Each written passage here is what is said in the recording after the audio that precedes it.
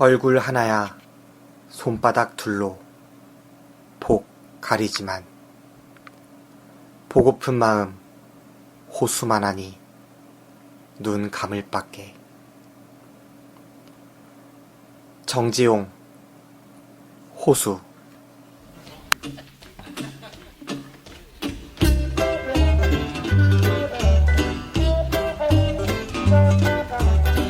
I'm just a desperado, craving you so desperately.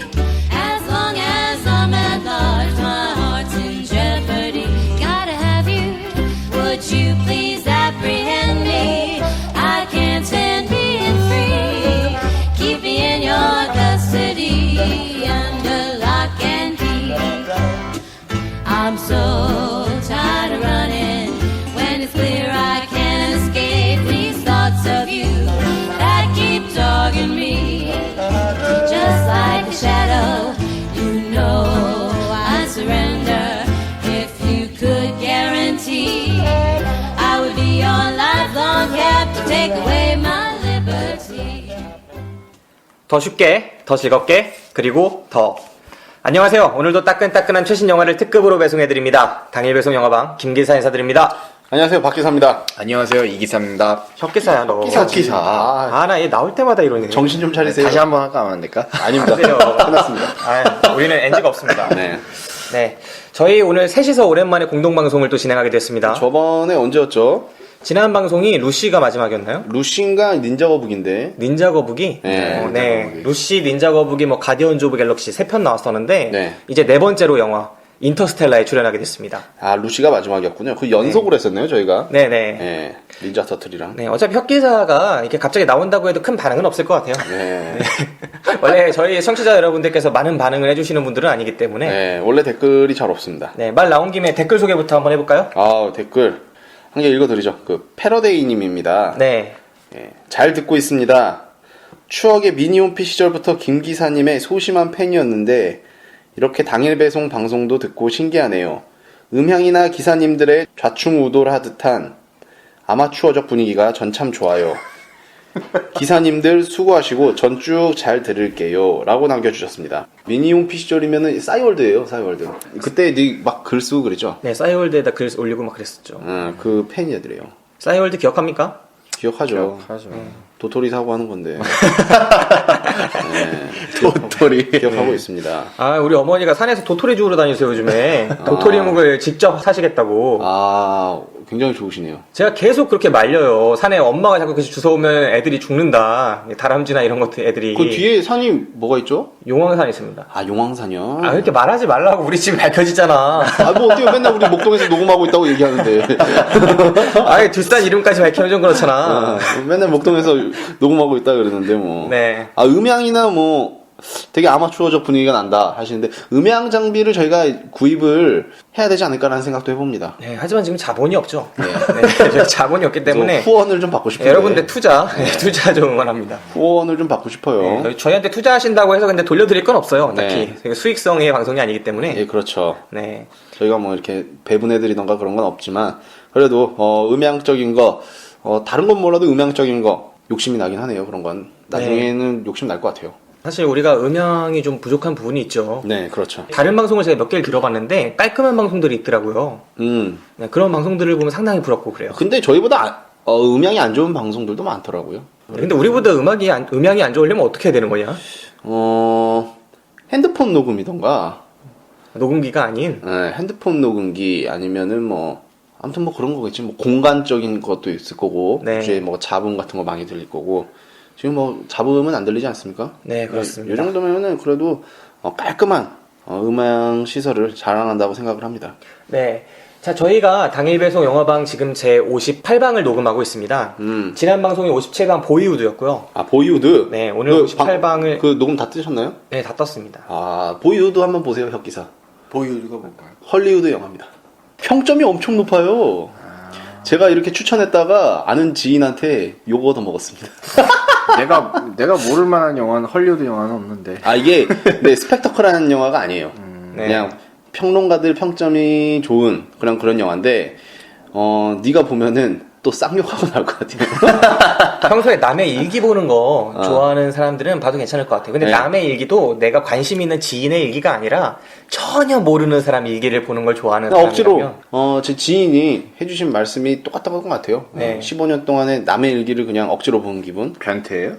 약간 그런 영화예요, 근데. 근데 이 영화를 좋아하시는 분들이 변태라고 할 것까지는 없고 이게 공감을 뭐냐면- 잘하면은 이게 어렸을 때부터 주인공이 커가잖아요.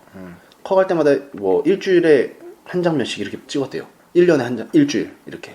그러니까 15년 동안 찍은 거예요, 영화를. 1년에 사흘씩 12년 동안 찍은 건데 아, 얘는 그래? 1년에 15일 이네? 일주일씩 15일이라고 막 지금 모르면서 막 말하네. 어쨌든 그런 식으로. 그러니까 주인공들이 똑같죠. 얼굴이 똑같이 네. 커가는 거죠. 그러니까 되게 신기하다고 생각했어요. 특이한 점이 그 촬영상의 그 점이 특이해요. 그러니까 다른 영화 같으면 똑같이 이게 극영화거든요. 누군가의 성장 드라마를 찍어낼 때 아역을 써요.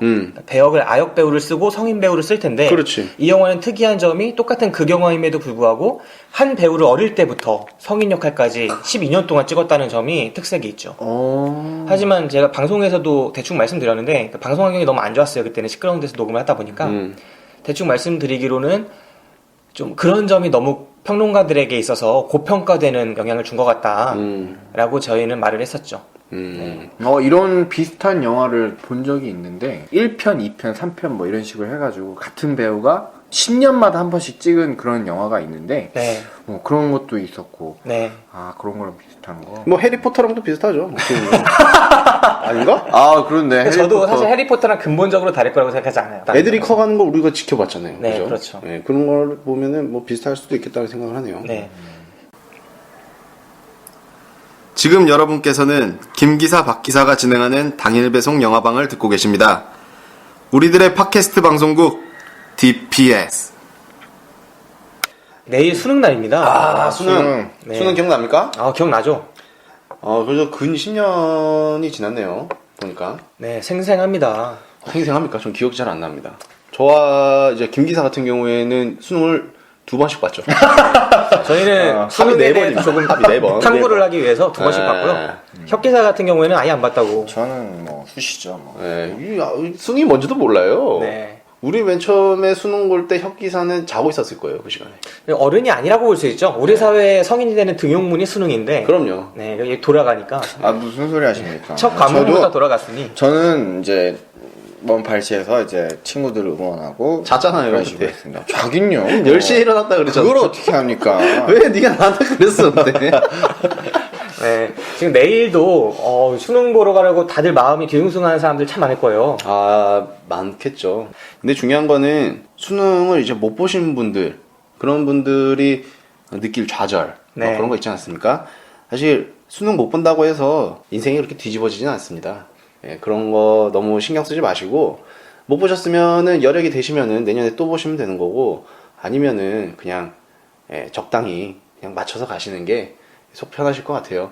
자기가 원하는 학교에 못 갔다, 뭐 이래가지고 뭐 인생 자체가 뭐 꼬꾸라지거나 뭐 그러지는 않거든요. 네. 그렇기 때문에 나중에 수능 끝나고 내년에 대학생이 되시든 아니면 사회생활을 하시든 거기서 또 열심히 하면은 10년 뒤에 20년 뒤에 어떤 모습으로 있을지 모르는 거기 때문에 수능에 대해서 너무 이렇게 막 스트레스 점수에 대해서 안 받으셨으면 좋겠습니다. 사실 저희 때도 수능을 보면은 스트레스 저도 사실은 많이 받았거든요. 그 점수에 대해서 굉장히 스트레스 받고 많이 좀 괴로워하기도 했었는데 지금 생각해 보면은 근 한 10년이 지나다 보니까 크게 지금까지의 내 인생을 막 좌지우지하지는 않았던 것 같아요. 그냥 나름대로 맞춰서 살면은 또 거기에 대해서 사는 방법이 있는 거고 막 그러다 보니까 이제 20대가 딱 돼가는데 그때 좌절하지 않았으면 좋겠습니다.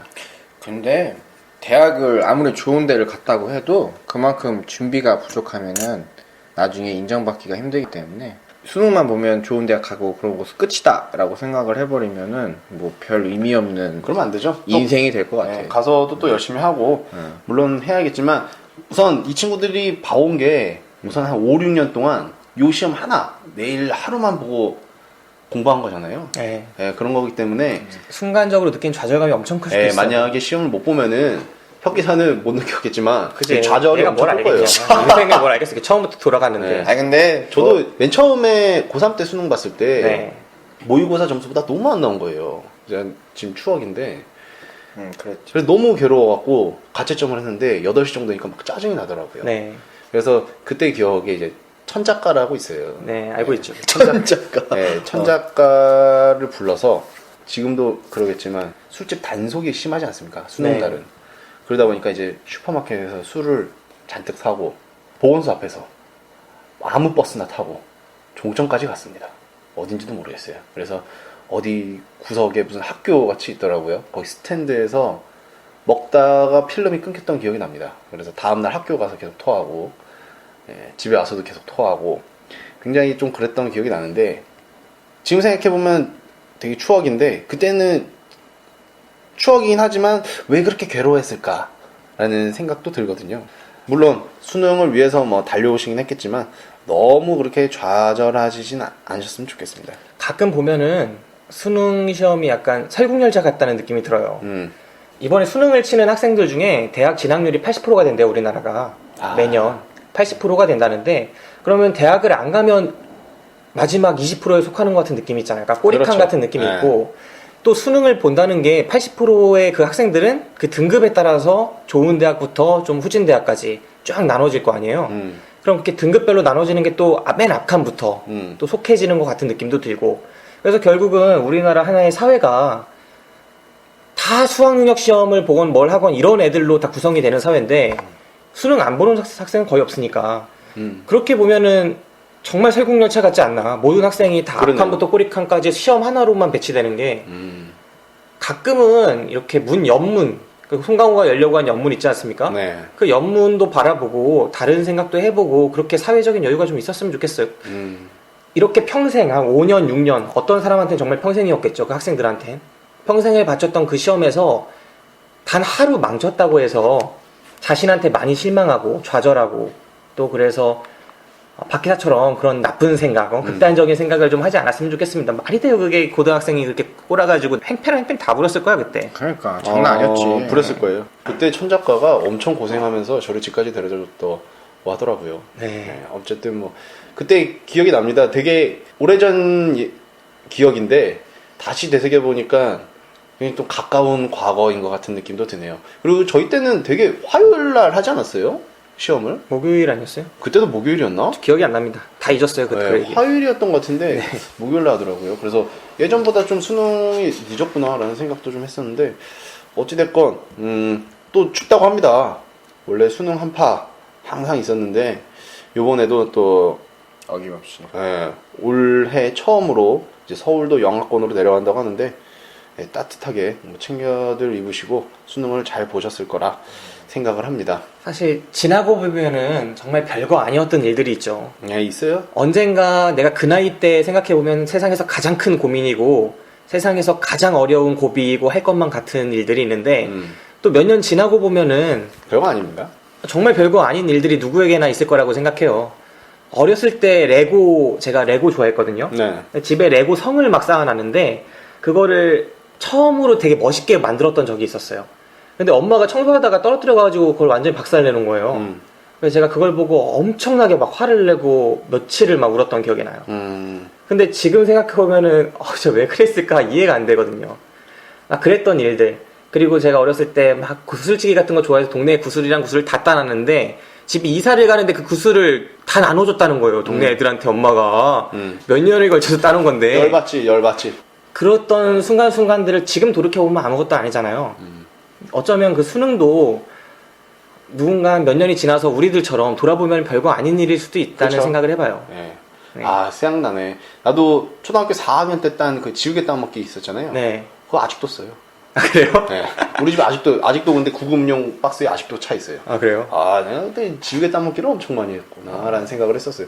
좋은 지우개 되게 많거든요. 전보 이런 거. 전보 엄청 많고 네. 김영삼 지우개부터 해서 제가 야, 진짜 오랜만에 엄청 기억한다. 많아요. 제가 지금 다 김영삼 지우개. 있어요 그 캐릭터. 네. 정말 가끔 그거 보면은 웃기더라고요. 그리고 아까 레고 나와서 말씀하시는데 네. 레고 그 랜드 생기는 거 아시죠 우리나라에? 우리나라에 레고랜드 생깁니까? 그거 모르셨구나. 그거 일본에만 생길 줄 알았는데. 그게 일본에 안 넘어갔을 거예요. 네. 그거 우리나라에서 갖고 왔다고 알고 있거든요. 그래서 그 유럽에 한 개, 미국에 한 개, 그 다음에 아시아에 우리가 한 개를 유치했다고 알고 있는데 그게 네. 춘천에 생겨요. 춘천에. 춘천에. 근데 춘천에 레고 부지를 이렇게 파다가 유적이 나왔잖아요. 저번에. 그래요?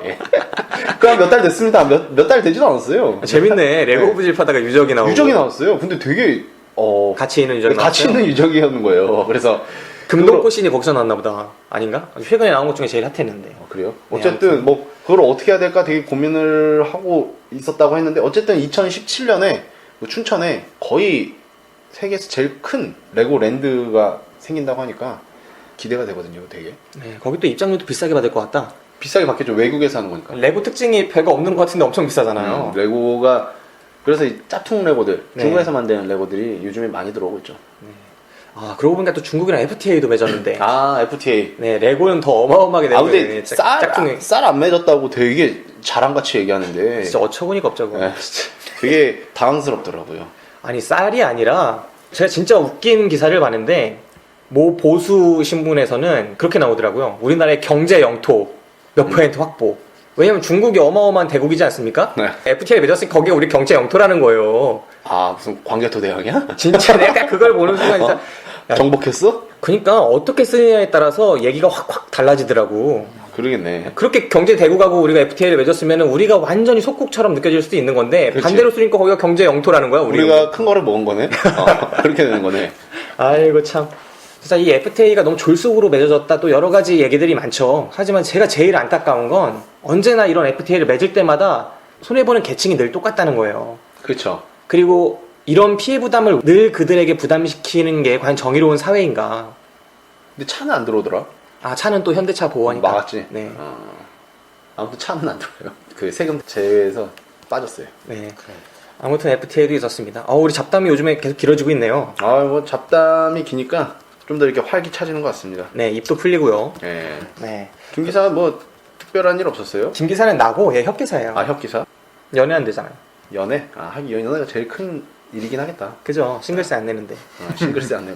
진짜, 난 정크푸드 매니아로서 네. 햄버거에다가 비만세 붙인다는 건 진짜 정말 어이가 없더라. 그거 진짜예요? 아, 루머 아니야, 루머? 루머인데 네. 기정사실화처럼 막 가시화되듯이 막 얘기하잖아. 그러니까 이 정부가 너무나 부가가치세를 온갖 거에 다 붙이다 보니까 직접 세는 못 걷잖아요. 부자들한테 세금 내라 이렇게 못하니까. 그쵸. 그러니까 부가가치세를 다 걷다 보니까 사람들이 장난식으로 이렇게 얘기를 많이 하는데 벌금도 엄청 세진 거 알죠? 아, 네. 돈 맞아요. 없으니까 또 벌금 세게. 그 맞아요. 차적으로 운전 벌금은 굉장히 세졌습니다. 사실 저 같은 경우에도 음주운전이 걸린 적이 있어요. 그 얘기를 왜 하냐? 그래서 자기 고백을 왜 합니까 도대체? 보험대 자기 고백 때. 얘기해줘야 돼, 이거. 이거 완전 홍석천이 커밍아웃 갑자기 한 거랑 똑같은 거 아니야? 이 유세윤도 자수하잖아. 그런 거랑 비슷한 거 아니야? 아니 왜 그걸 내 당일 배송 영화방에서 합니까? 아니, 뭐 이 이렇게- 기반의 축구 방송에서 할 것이지. 많은 분들이 듣고 계시니까. 지 방송에서 나쁜 말은 안 한다니까 좋은 말만 하고 내 방송에서 지금 이렇게 왜냐면은 자기 고백을 해. 혼자 하니까 할 말이 막 안 떠올라, 그거는. 가끔가다 떠오르고, 할 말이 잘 안 떠올라. 사담이 안 떠오르거든. 네. 근데 얘기하다 보니까 또 떠오르네. 박 기사가 예전에 술 마시고 몇십 미터 한번 도망쳐서 가지고 아, 예, 그럼요. 경찰이 막- 격전하고 막 아우, 경찰이 몇 진짜. 대가 와가지고 몇 대였지 그게? 한 5대 정도였어요. 다섯 대가? 5대인데, 어. 그 서울 시내였으면은 굉장히 위험했죠. 근데 이쪽은 이제 태백 쪽이었어요, 태백. 그러니까 태백의 이제 메인 도로 4차선. 태백은 메인 도로가 4차선입니다. 4차선인가 6차선인가. 아무튼 근데 거기서 한 몇 미터 못 갔어요? 한 100m 갔나? 100m도 못 갔나? 아무튼 그랬는데 훈방 조치됐습니다. 그렇게 도망치면 어떡하냐고 경찰이 물어봤을 때 어떻게 대답하셨는데? 그때는 그때 아주 그냥 정색하면서 얘기. 아니요. 맨 처음에 문을 열라고 막 제 창문을 두들겼죠. 그래서 창문 열고 왜 이렇게 창문 두들기냐 데려 뭐라고 했었죠. 그다음에 이제 나간 다음에 이제 이제 수그리고 왜 이렇게 도망가서 그때부터 뭐 죄송합니다로 여기서 일관하다가 결국 불었는데 훈방. 아, 그래도 거기 지역이 좋아서 그랬지. 안 그죠. 그랬으면은 이게- 공무부 집행반이지. 원래 넣으면은 지원했어. 진짜 우리나라 정말 좋은 거 이거 곤장으로 다 줘야 돼요. 이런 식으로 잘못치면은 곤장으로? 발개 벗겨놓고 곤장을 죽도록 때려야지. 이거 진짜. 제가 그날은 잘 몰랐었는데 제가 그날 일 때문에 되게 접대하다가 거기 관련된 사람을 이렇게 모셔다 주고 어떻게 하다가 뭐 그런 건데 대리를 했어야지. 네. 그날은 잘 몰랐거든요. 그래갖고 이제 잤었는데 아침에 눈을 떴는데 심장이 미친 듯이 뛰는 거예요. 어제 생각이 나면서. 네, 진짜 아무튼 뭐- 음주운전 위험합니다. 네, 음주운전 하지 마십시오. 네. 그래. 박기사 참 좋은 고백 해줬고요. 예. 자, 우리 본격적인 이야기로 들어가 보도록 합시다. 금주의 박스 오피스. 네, 이번 주 박스 오피스 소개해드리도록 하겠습니다. 예, 금주의 박스 오피스입니다. 1위는 다들 예상을 하셨을 거예요. 지금 열풍이죠. 인터스텔라입니다. 네, 크리스토퍼 놀란 감독의 인터스텔라. 제가 오늘 좋은 시간에 본 게 아닌데도 꽉 찼어요. 이게 아이맥스는 우선은 보기 힘들고요. 네, 아이맥스는 어느 극장이든 지금 보기가 힘든 상황이고, 저 같은 경우에도 찾다가 없어서 결국은 스크린 네, 그래도 스크린 큰 곳에서 봐야겠다 싶어갖고 저희 김포공항 롯데 시네마로 가서 거기서 봤던 것 같습니다. 거기가 큰가요, 근데? 거기 좀 커요. 관객 수도 거의 한 300명 이상이거든요. 그럼 그래서 크네. 커요. 근데 네. 그래도 좀 큰 데가 거기고, 쬐끄만 데에서 막 100명 들어오고 이런 데서는 별로 안 땡기더라고요. 그래서 좀 큰 데서 보고 싶다라는 생각을 해갖고 저는 그걸로 갔었죠. 근데 네, 커갖고 괜찮더라고요. 크리스토퍼 놀란 감독의 이름값이 우리나라에서 너무나 또 크게 퍼져 있고 또 입소문도 많이 탄 영화니만큼 많은 관객들이 들어간 것 같습니다. 거기다가 우주라는 배경 자체도 많은 매력을 매력적이죠. 주는 것 같아요. 그리고 딱히 지금 경쟁작이 없습니다. 또 비수기이기도 하고요. 네, 그렇기 때문에 한동안 계속해서 뭐 독주 체제를 이어가지 않을까라는 생각을 해보고요. 네. 2위는 이제 패션왕입니다. 패션왕. 패션왕. 딱히 관심은 없는 영화예요. 그렇죠. 근데 이제까지 웹툰 인기 웹툰을 많았죠. 원작으로 했던 영화들은 줄줄이 망했어요. 아, 그래요? 옛날에 강풀의 영화들 다 망했잖아요. 하나 좀 성공했던 것 같아. 이끼 그나마 좀 선방했다. 이끼가 그나마 선방했고. 이끼 그나마 선방했다. 이끼. 네, 그 외에는 뭐 줄줄이 다 망했었죠. 그렇구나. 그리고 요즘에 히트 치는 거 있잖아. 미생. 미생. 야, 딱- 미생 뒷이야기 아니야? 어떤 뒷이야기예요? 그게 원래 공중파에서 딸라 그랬대요. 그래요? 예. 공중파에서 딸라 그래갖고 공중파에서 이제 그걸 제작을 하려 그랬는데 걔네들이 러브라인을 넣어야 된다는 거예요. 박 기사가 지난번에 말한 그대로. 러브라인을 넣어야 된다고 그러는 거예요. 그래서 그 PD랑 싫다 그래갖고 네. 그거를 결국은 그 TVN 쪽으로 제작 그 방향을 돌렸다고 하더라고요. 그래서 러브라인 없이 자기는 그 원작 그대로 좀 웬만하면 가고 싶다 그래갖고 러브라인 없이 그쪽으로 갔더라고요. 공중파 갔으면은 그 장그래랑 막 그 여자 주인공이랑 막 삼각관계 되고 또 그랬을 뭐 거예요. 안영이랑 장그래가 그런 사이라며요. 그 네. 안영이가 안녕 그러면은 장그래가 그래 하고 지나치는 사이. 네, 그냥 사무적인 관계인데 원래 비즈니스 관계 그런 건데 이제 공중파로 가면 그게 달라지죠. 사내 연애부터 해서 뭐 삼각관계 뭐 이런 거 연결되니까 그게 너무 싫어갖고 PD가 공중파 그쪽에서 제작한다고 했을 때 거부를 했다고 하더라고요. 네, 미생 같은 드라마가 많이 성공을 해서 좋은 선례를 남겼으면 좋겠습니다. 지금 근데 흥행이 시청률이 굉장히 많이 나오더라고요. 근데 또 나도 보는데 난 처음부터 다시 봐야 되긴 하는데 중간에 딱 봤는데 재밌더라고요. 네. 재밌어. 뭔가 되게- 이렇게 궁금증을 되게 이렇게 유발시킨다는 나는 생각이. 1회, 2회 맨 처음 봤을 때 지금 말고 예전에 제약회사를 처음에 회사 생겼을 때 그때 생각나더라. 공감이 비슷하거든. 돼. 비슷하니까. 왜냐면 한 3일 동안 아무것도 안 하고 앉아있거든. 네. 다 지나다니고. 밥 먹자고 해야 밥 먹고. 약간 이등병 때 느낌 똑같이 느끼거든요. 네. 그 회사 카다록이나 뭐 이런 것만 보는 아니 거야. 그건 뭐 모든 회사나 뭐 그러니까 많은 사람들이 그거를 공감을 하니까 더 인기가 있는 것 같아요. 나이 있는 사람들, 우리 네. 또래 사람들한테. 그렇게도 하겠다. 그리고 이제 3위가 나를 찾아줍니다. 나를 찾아줘. 그래도 1위에서 물러난 이후로 3위까지 떨어졌네요. 예, 패션왕한테 밀릴 줄 몰랐는데. 네, 근데 이게 우선은 19금 스릴러 영화로서는 기록을 굉장히 잘 쌓고 있다고 하더라고요. 네. 네. 그리고 이제 4위는 우리는 형제입니다. 라는 영화입니다. 박 기사가 그렇게 싫어하는 보진 않았지만 네. 누구 나오는 건가요? 그 김성균 씨랑 조진웅 씨. 네. 장진 감독입니다. 저 개인적으로 장진 감독을 좋아했었는데 네. 언제부턴가 그냥 그렇더라고요. 킬러들의 수다 그리고 아는 여자 이 두 편을 정말 좋아했습니다. 아는 여자는 명작이죠. 네. 네. 그리고 이제 5위는 나의 독재자 설경구 씨 나오는 거죠. 네. 설경구. 김일성 연기한다고 그러죠? 네. 딱히 보고 싶지는 않습니다. 네. 그리고 6위는 나의 사랑 나의 신부. 네, 그건 당일 배송 영화방 제 50방에서 말씀을 드렸고요. 봤냐? 신부 봤죠? 재밌어요. 뭐 괜찮았습니다. 네, 무난한 근데 사실 로맨틱 코미디. 한국 영화를 안 보는 혁기사가 이 정도 평이면은 굉장히 잘 만든 건데. 사실 어떻게 보면은 그거가 이제 리메이크작인데 원작이 훨씬 더 내용은 좀 재밌다고 네. 얘기를 하더라고요. 그러니까 지금 리메이크된 영화는 어색함 이런 게 좀 있어서 그리고 신민아를 그렇게 이쁘게 표현을 못한 것 같아요. 네, 신민아 활용이 정말 엉망이었어요. 아, 그래요? 개인적으로 신민아라는 배우를 이렇게 못 쓸 수가 있을까라는 생각이 들더라고요. 신민아가 근데 어디서 잘 썼지? 키친이 영화가 진짜 개후레 영화거든요. 여성 감독 뭐요? 키친이라는 영화가 있어요. 키친? 키친. 키친? 주방? 주방이라는 영화가 있어요. 진짜 보다가 숟가락 던질 만한 영화예요. 그 영화 있는데 거기 주지훈이랑 신민아라는 두 배우의 성적 판타지를 잘 그려내요. 진짜 여성 감독 특유의 그런 영화들이 있어요. 헐리우드 영화 중에서 뭐 태양 속으로 이런 영화가 그런데 배우의 매력은 정말 120%를 보여주지만 영화는 해린 거 있잖아요. 딱 그런 영화였습니다. 키친. 키친. 근데 그거에 비해서 이번 영화에서는 신민아의 매력이 거의 드러나질 않아요. 근데 나는 사실 드라마나 영화에서 신민아라는 배우가 돋보였던 거는 기억이 안 남거든요. 그냥 CF 스타 같은 느낌이라서 그렇게 막 잘 활용하는 감독이 있었나라는 생각을 해봤습니다. 내가 생각하기에도 신민아를 잘 표현을 못한 것 같은 그런 느낌. 신민아 잘 표현한 감독이 누가 있었을까? 한번 봐야겠네. 잘 활용을 못했지. 네, 아무튼 아무튼 그렇고요. 뭐 7위는 이제 박스트롤. 박스트롤 이번에 새로 진입한 것 같은데 애니메이션이죠? 네, 애니메이션 애들이 많이 보겠네요. 네. 8위는 이제 레드카펫. 레드카펫이 아직도 안 내려가고 8위를 그래도 지키고 있습니다. 내려갈 것 같은데요. 네. 누적 관객 수가 30만이니까 네. 내려가겠네. 그래도 상영관 대비해서 관객은 꾸준히 들고 있다는 얘기죠. 8위를 지키고 있는 건. 네, 레드카펫. 그래서 이제 9위가 이제 보이우드입니다. 저희가 지난 방송 제 57방 때 말씀을 드렸고요. 우리 10위는 꿋꿋하게 버티고 있는 이제 드라큘라입니다. 난 이 영화가 드라큘라가 그래도 딱히 뭐 그렇게 재밌었다고 얘기하지는 못하겠는데 저렇게 최하위일 줄 몰랐네. 최하위라니. 최하위가 아니라 10위권이면 탑 뭐 10이지 탑 10. 지금 개봉한 지 꽤 됐어요. 네, 꽤 개봉한 됐는데 지 한 달이 됐는데 버티고 있는 거예요. 버티고 있는 거. 네. 그 정도면은 잘 버티고 있는 거예요. 되게. 네. 정말 훌륭하게 우리 칭찬하는 영화, 소개하는 10편의 영화입니다.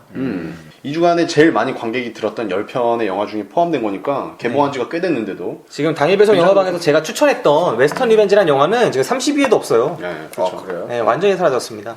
어쨌든 뭐 드라큘라 굉장히 끈기 있게 잘 버티고 있는 것 같습니다. 네, 지금까지 이번 주 박스 오피스 시간이었습니다. 네. 이제 본격적인 영화 소개로 들어가죠. 네. 이번 주 저희가 소개해드릴 영화는 화제 영화 인터스텔라입니다. 개봉 당일부터 굉장히 화제가 됐었고요.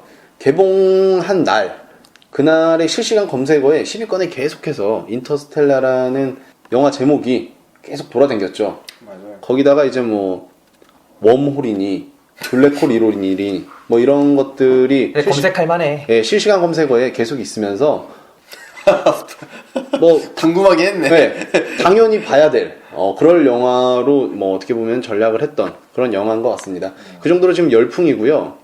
굉장히 많은 분들이 영화를 보고 계시고 크리스토퍼 놀란이라는 감독의 힘이 굉장하구나라는 거를 맞아요. 또 느낄 수 있었습니다. 그리고 이제 그 형제잖아요. 각본을 동생이 쓰는데 각본을 동생이 쓰고 형이 제작을 하면은 이렇게 연출을 하면은 성적이 또 굉장히 좋아요. 다크나이트도 그랬고 메멘토도 그랬고 네. 요번에도 또 흥행을 하고 있는 거 보니까 힘 있는 형제인 것 같고 또 안 친하면 또 이러기 힘들거든요. 네, 근데 인터스텔라라는 영화가 국내에서는 개봉하자마자 박스오피스 1위를 계속 지키고 있는데 미국에서는 개봉 첫 주에 같이 출발한 영화한테 1등을 내줬어요. 네, 그 약간 디즈니 영화 비슷한 건데 그거에 좀 내줬다고 나왔는데 디즈니 마블 영화죠. 같이 네, 결합해서 만든. 같이 만든 영화. 뭔지 알겠다. 약간 로봇 같이. 빅히어로였나? 네, 빅히로 6인가 아무튼 네. 막 그럴 거예요. 아무튼 그 영화에 좀 밀렸다고 하는데 그래도 뭐 흥행적으로는 성공을 하고 있다 하니까 전 세계적으로 화제가 정말 되고 있는 그런 영화 인터스텔라입니다.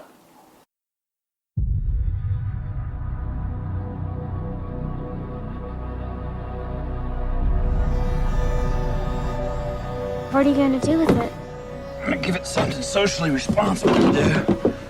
Can't we just let it go? This thing needs to learn how to adapt, Murph. Gang, let's mask up. Like the rest of us.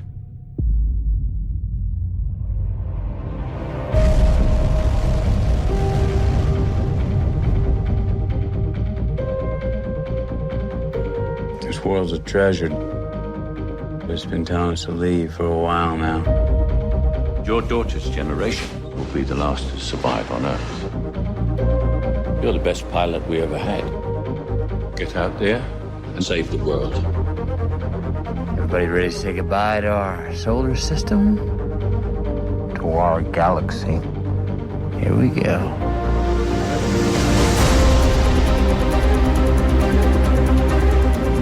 here. Want to get down fast, don't we? Actually, we want to get there in one piece. Hang on.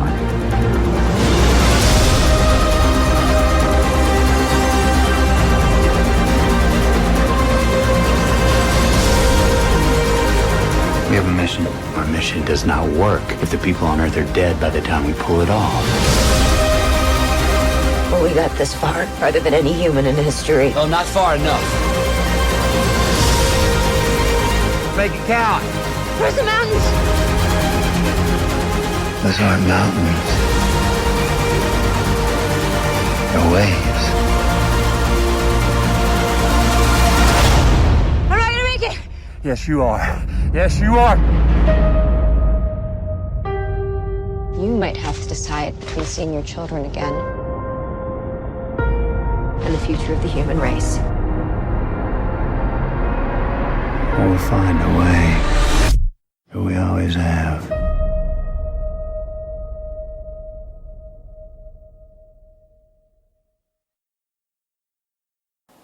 인터스텔라의 줄거리를 대략적으로 한번 읊어드리고 이야기를 해보도록 하겠습니다. 세계 각국의 정부와 경제가 완전히 붕괴된 미래가 다가온다. 지난 20세기에 범한 잘못이 전 세계적인 식량 부족을 불러왔고 나사도 해체되었다. 이때 시공간에 불가사의한 틈이 열리고 남은 자들에게는 이곳을 탐험해 인류를 구해야 하는 임무가 지워진다. 사랑하는 가족들을 뒤로한 채 인류라는 더 큰 가족을 위해 그들은 이제 희망을 찾아 우주로 간다. 그리고 우린 답을 찾을 것이다.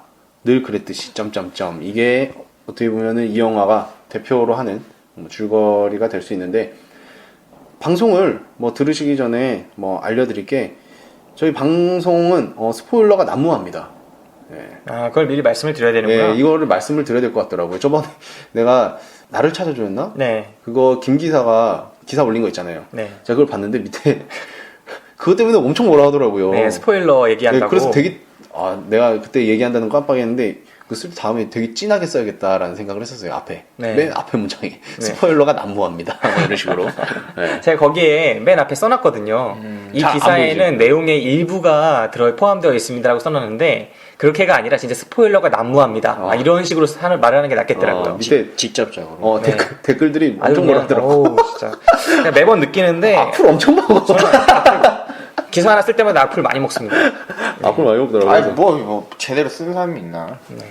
어쨌든 저희 방송도 스포일러가 말하다 보면 분명히 난무할 거기 때문에 미리 말씀을 드리고. 원래 그런 거 아니었나? 나는 그런 걸로. 근데 원래 그런 거예요. 영화 얘기를 하면은 그 줄거리 얘기하다가 그 얘기를 안 하면은 저희는 할게 거침없이 없어요. 말합니다. 네. 네. 그러니까 난무하니까 우선 영화를 보시고 들으시는 게 깔끔할 것 같습니다. 사실 불편하신 분들은 댓글 달아주시면 돼요. 그렇죠. 네, 저희가 환영합니다. 애청자로 받아드리겠습니다.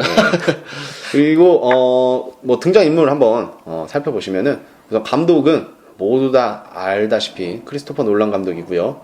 주연은 이제 매튜 맥커너이. 네. 달라스 바이어스 클럽의 핫하죠. 히어로였죠. 네. 지난해 아카데미 나무주연상 수상한 배우죠. 네, 연기력에서 깔 거 없는 그런 배우입니다. 또 이제 여주로는 앤 해서웨이입니다. 네. 앤 해서웨이를 이제 놀란 감독의 사단 중에 한 명이라고 표현을 하시는 분들이 많은데, 다크나이트 라이즈에서 캐두먼으로 나왔으니까요. 네, 이번에도 같이 작업을 했다고 합니다. 그리고 이제 잘한 머피죠. 큰 머피. 네. 큰 딸 제시카 차스테인. 네, 이분은 사실 저는 잘 낯섭니다. 저도 낯선 배우입니다. 네. 그리고 이제 오빠죠. 톰 역의 케이시 애플렉. 그 저번 시간에 저희가 하지 않았습니까? 벤 애플렉? 네. 동생인가 그래요. 아, 그래요? 예, 동생인가 그렇고 이 애플렉 형제랑 만박사 있잖아요. 네. 우리 만박사 맷 데이먼이랑 그렇게 절친이라 그래요. 그렇죠. 항상 붙어 다니다고 하더라고요. 셋이서.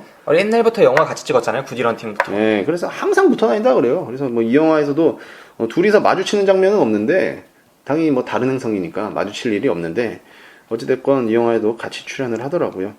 아무튼 그 정도가 이 영화의 주요 배우들이고요. 영화가 호불호가 많이 갈릴 거예요. 저는 영화를 보고 나오면서 영화를 보는 도중에도 느꼈거든요. 이건 분명히 호불호 갈릴 영화다. 네. 네. 물론 광고나 이런 게 충분히 잘 됐기 때문에 흥행에 있어서는 전혀 걱정을 안 해도 될 것 같다는 생각을 했지만, 평으로 보면은 일반 관객들이 보면은 호불호가 되게 갈릴 거라고 생각을 했었어요. 그리고 이게 크리스토퍼 놀란 감독 자체가 되게 영화를 보고 나면은 내 자신이 똑똑해진 듯한 느낌을 받게 하는 감독이에요. 그렇습니까? 예, 사실 좀 그렇거든요. 막 인셉션도 그랬고요. 막 그런 걸 보면은 제가 아예 몰랐던 뭐 그런 뭐 이론 뭐 이런 거를 영화를 보고 나서 왠지 뭘 한 개 얻어가는 느낌? 공부하고 가는 느낌이 있어요. 그래서 그런 능력을 만드는 것도 어떻게 보면 감독의 능력이구나라는 생각을 했고, 크리스토퍼 놀란 감독이 이제 로맨스나 사랑 영화에는 뭐 보여준 게 없잖아요. 네. 예, 그렇기 때문에 이번 영화에서는 뭐 가족 간의 사랑 뭐 이런 거를 다루는데 그런 점에서는 약간 좀 부족하지 않았었나라는 생각을 했었거든요. 네. 예, 했었는데 이제 그 후로 제가 알아본 바로는 원래 이게 그 동생 논란이 시나리오를 썼던 거거든요. 한 4년 전부터 썼던 거고, 원래 감독은 스티븐 스필버그였어요. 아, 원래 이 영화가? 네, 그렇기 때문에 어떻게 보면 가족 그 사랑 뭐 이런 거에 특화된 감독 아닙니까? 그렇죠. 예, 가족과의 사랑. 할리우드 가족 영화 하면 첫 손가락이죠. 네. 그래서 제가 보기에는 이 영화가 인터스텔라가 1,800억이 들었다고 하는데 네. 1,800억이 들어서 스티븐 스필버그 감독이 감독을 했으면은 정말 가족 오락물이 됐을 것 같은 느낌이 들었어요. 갑자기 영화를 확 낮춰 부르는 것 같은데 스티븐 스필버그는 헐리우드의 첫 손가락에 꼽힐 만한 감독이고, 사실 지금 2014년인데 네. 한 2000년대 한 2, 3년까지는 괜찮았죠. 근데 지금은 우주전쟁 이후로는 저는 우주전쟁도 그 후반부의 결말이 별로였던 거지, 연출은 상당히 훌륭했어요. 근데 이게 스티븐 스필버그 감독이 했으면은 너무 이게 가족 사랑의 영화로 변질됐을 거라는 생각은 했었어요. 가족 사랑으로 변질되기 싫어서 기승전 사랑을 만드나? 참고로 저희 방송에서 어쩔 수 말씀드릴 없어요, 게, 근데. 방송 전에 말씀드릴 게, 이 자리에 지금 인터스텔라를 보고 호감을 갖고 나온 한 명과 비호감을 갖고 나온 두 명이 있는데, 그쵸. 지금까지 호감을 가진 한 명이 위기감을 느껴서 장황하게 인터스텔라를 좀 포장했습니다. 근데 뭐 위기를 느낄 게 뭐 있어요? 어차피 내 생각을 얘기하는 거고, 뭐 여러 가지 의견이 있는 거고, 저는 분명히 호불호가 갈릴 거라고 생각을 근데 왜 했었거든요. 가만히 있는 스티븐 스필버그를 그러니까 까냐고. 왜 까는 게 아니라 나는 그 생각을 했던 거야. 원래는 스티븐 스필버그 감독이 감독을 그 예정을 해놓고 만든 영화였거든요. 네네. 시나리오 자체가 그렇게 쓰여져 있으니까 가족의 사랑이 분명히 들어갔을 거라고요. 네. 만약에 근데 처음 작업부터 논란이 했으면은 그런 거는 빠졌을 거라는 거죠. 기존의 놀란 감독 영화를 많이 좋아한다고 그랬잖아요. 좋아하진 않아요. 좀 뭐 똑똑한 느낌이 메멘토랑 드는데. 뭐 인셉션이랑 그 배트맨밖에 더 봤어요, 제가. 네, 많이 봤네. 저는 놀란 감독의 영화를 별로 안 좋게 본 영화가 많이 있었거든요. 영화적인 형식미, 그리고 압도적인 스케일도 있잖아요. 예상치 못했던 꿈속에 들어가서 보여주는 수많은 일들이나 이런 설정 자체는 좋아하는데, 결말이나 하고자 하는 이야기에서는 실망한 부분이 상당히 많았어요.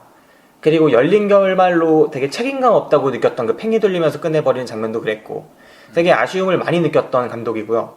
그 전작들에서도 좀 아쉬움이 많았어요. 배트맨조차도 조커라는 캐릭터, 역대급 캐릭터를 창조하긴 했지만 이야기 자체에서의 매력은 저는 크게 못 느꼈거든요. 저는 그래서 크리스토퍼 놀란 감독을 되게 많은 호감을 갖고 있진 않았는데, 이번 영화를 보면서 내가 왜 크리스토퍼 놀란을 좋아하지 않는구나 라는 걸 조금 더 깨닫게 되는 계기가 됐습니다. 그 이야기에 대해서 지금부터 이야기를 해보면 좋을 것 같아요. 근데 제가 아까 말씀드리는 건 이제 영화 제작에 대한 과정을 또 이야기하는 거니까, 네. 어찌됐건 시나리오는 그렇게 쓰여졌던 거고, 그 네. 놀란 동생이. 그래서 이제 뭐 공대에서 계속 수업을 들으면서 그 이론에 대해서 공부하면서 시나리오를 썼다고 해요. 과학적인 거에 대해서 네, 거기다 천문학이나 신호를 쓰고, 물리학 이런 거. 네, 그리고 이제 스필버그 감독에 맞춰서 이야기를 풀었던 거죠. 각본을 쓰기 시작했던 거죠. 네. 그러니까 사랑 이야기가 가족 사랑 영화에 특화된 감독이기 때문에 그거를 빼놓을 수가 없었던 거죠. 그리고 만약에 스필버그 감독이 했으면은 좀 더 그거를 강조시켰을 거예요. 그 가족의 사랑. 그걸 강조시킬 가능성이 원래 컸었죠. 근데 그 스필버그가 맡았으면은 영화 속에서 가족에 대한 사랑이 커졌을 거다, 강조됐을 거다라고 말을 하는데, 제가 봤을 때는 기존에 우리가 보고 온 인터스텔라 이 자체가 가족에 대한 사랑이 엄청나게 강조되어 있는 영화예요. 근데 이건 되게 많이 줄인 거래요. 각본을 고쳤어요. 그 큰 형이. 네. 그래갖고 그 스필버그가 이제 무산이 되고 나서 중간에 이제 튕겨 나갔대요. 네. 자기가 이제 하차를 했나 그러고 자기 형을 추천을 한 거죠. 그래서 형도 이제 각본을 보고 이거 괜찮다, 흥미롭다. 그래서 근데 내가 이 영화를 찍으면은 나 각본 좀 고칠 거 알지? 얘기를 했대요. 네. 그래서 그거는 형이 알아서 해라. 그래갖고 어느 부분 이렇게 합의 봐서 수정한 부분들이 있다고 하더라고요. 그래서 원래 딸도 아니었고 원래는 아들이었고, 근데 이제 논란 자체가 딸로 바꾼 거는 자신의 딸이 있더라고요. 자신의 딸한테 나중에 보여주고 싶은 영화를 만들고 싶다 그래갖고 뭐 아빠의 메시지 뭐 그래서 만든 게 이번 영화라고 하더라고요. 그래서 최대한 많이 넣으려고 그걸 했다고 하더라고요. 자기 입장에서는. 방금 얘기 들어보니까 딸이 나왔던 것 같아. 네, 그래서 원래는 아들이었어요. 이상했을 것 같아. 원래는 아들이었고 그거를 각본으로 바꾼 것 중에 가장 큰 바뀐 점 중에 하나가 딸. 자식이 딸로 바뀐 거죠. 많이 알아봤는데. 네, 뭐 아무튼 이 영화 한 편을 보고 왔을 때 우리가 영화 사전에 어떤 일이 있었는지 이런 걸 다 떼어놓고 이 영화 한 편만 봤을 때 제가 보기에는 이 영화 속에서 사랑이라는 소재, 가족 간의 사랑이라는 소재가 결코 적게 나왔다고 생각되지가 않아요. 아 근데 사실 없었어야 돼요. 나는 되게 마음에 안 들었어요. 그렇죠. 저는 엄청 마음에 안 들었거든요. 그 부분이. 그러니까 스티븐 스필버그의 영화를 얘기를 했잖아요. 그중에 저는 스티븐 스필버그 영화 속에서 사랑과 가족이라는 소재가 한 번도 거부감 있게 느껴졌던 적은 없다고 생각해요. 난 별로였어. 정말 나는 스필버그 감독님의 영화를 물론 막 되게 좋게 보시는 분들도 있는데 나는 개인적으로 막 2000년대 들어와서의 작품들은 좀 별로였거든. 그러니까 이 영화를 보면은 이번에 인터스텔라를 보면은 인터스텔라에서는 이야기가 계속 과학적으로 막 진행되고 그 속에서 남녀간의 사랑이 안 나오는 것 같다가 갑자기 어느 순간부터는 떨어져 있는 지구에서의 딸과 우주로 나간 아버지 사이의 애정, 아버지의 부성 이런 걸 엄청나게 강하게 보여줘요. 그러더니 대사를 통해서 이야기의 주제를 막 형성화시켜 버리죠. 결국은 사랑이다. 모든 걸 극복하는 건 사랑이다. 앤 해서웨이의 대사 속에서도 나오고, 그렇죠. 맥커너이의 대사 속에서도 나오고, 결국은 사랑이 모든 거의 답이다. 사랑이 가장 중요하다. 우리는 이성으로 하지 말고 이제까지는 머리를 따랐으니까 이젠 감성을 따라서 나는 저 별로 가겠다. 온갖 사랑이라는 것들이 계속 대사를 통해서 나오는데 그것들이 어느 시점에서 되게 거부감을 줘요.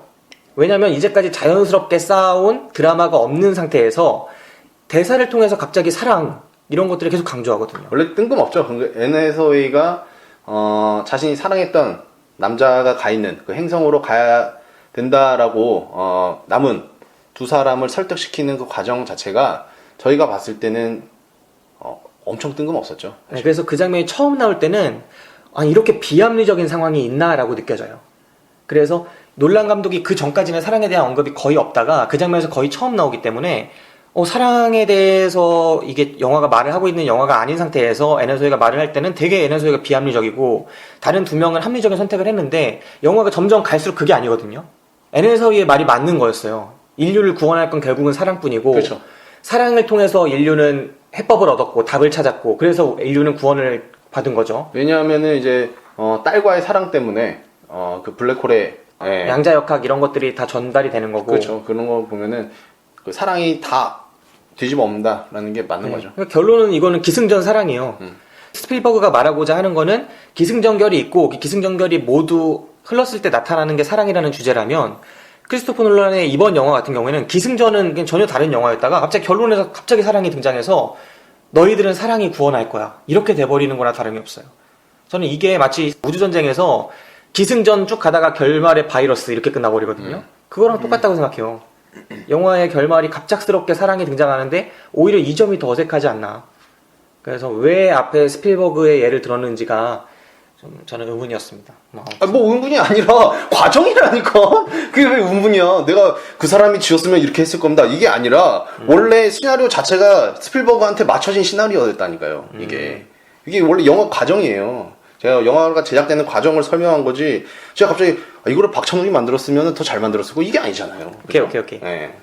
나는 내용이 이게 긴 거를 약간 쳐내면서 영화를 만들었다는 느낌이 들어. 이거 엄청 많이 쳐냈어요, 제가 볼 때. 그러니까 이게 어느 순간 이제 지구에 살고 있다가 이제 우주선으로 떠나는 그 과정 그것도 굉장히 상당히 길었어. 그렇죠. 근데 한 40분 돼요, 40, 50분. 그것도 약간 뭐랄까 과정을 봐도 약간 쳐낸다는 느낌이 조금 들더라고. 나는 내가 보기에도. 그게 이제 우주로 떠나려고 하는 과정을 막 이렇게 좀 그려내려고 하는데 물론 있어야 되는 장면이긴 하죠. 있어야 되는 장면이긴 한데 그게 한 4, 50분 되거든요, 진짜.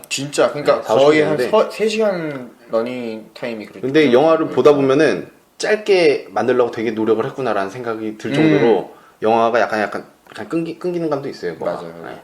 그러니까 이게 영화를 처음 볼 때는 이 영화가 우주 관련 영화잖아요. 그리고 기본적으로 스토리의 배경이 되는 게 미래의 지구가 지금 사람이 더 이상 살 수 없을 만큼 황폐해져서 조만간 새로운 땅을 찾아야 돼요. 인류의 터전을 찾아야 하고 그래서 인류가 선발대 형식으로 뽑아가지고 탐사대를 보내는 건데 그 12명 보냈고 네, 12명을 보냈고 지금 매튜 맥커너이를 또 보내는 상황인 거죠.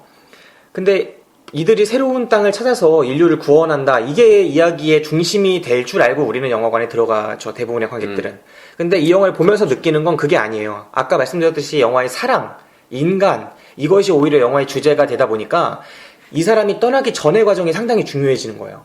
왜냐면 이 사람이 지구를 떠나는데 어쩌면 돌아올 수 없는 여행을 떠나는 거 아닙니까? 그러니까 무엇을 위해서 이 사람이 돌아올 수 없는 그 여행을 떠나는가에 집중을 하게 되는 거죠.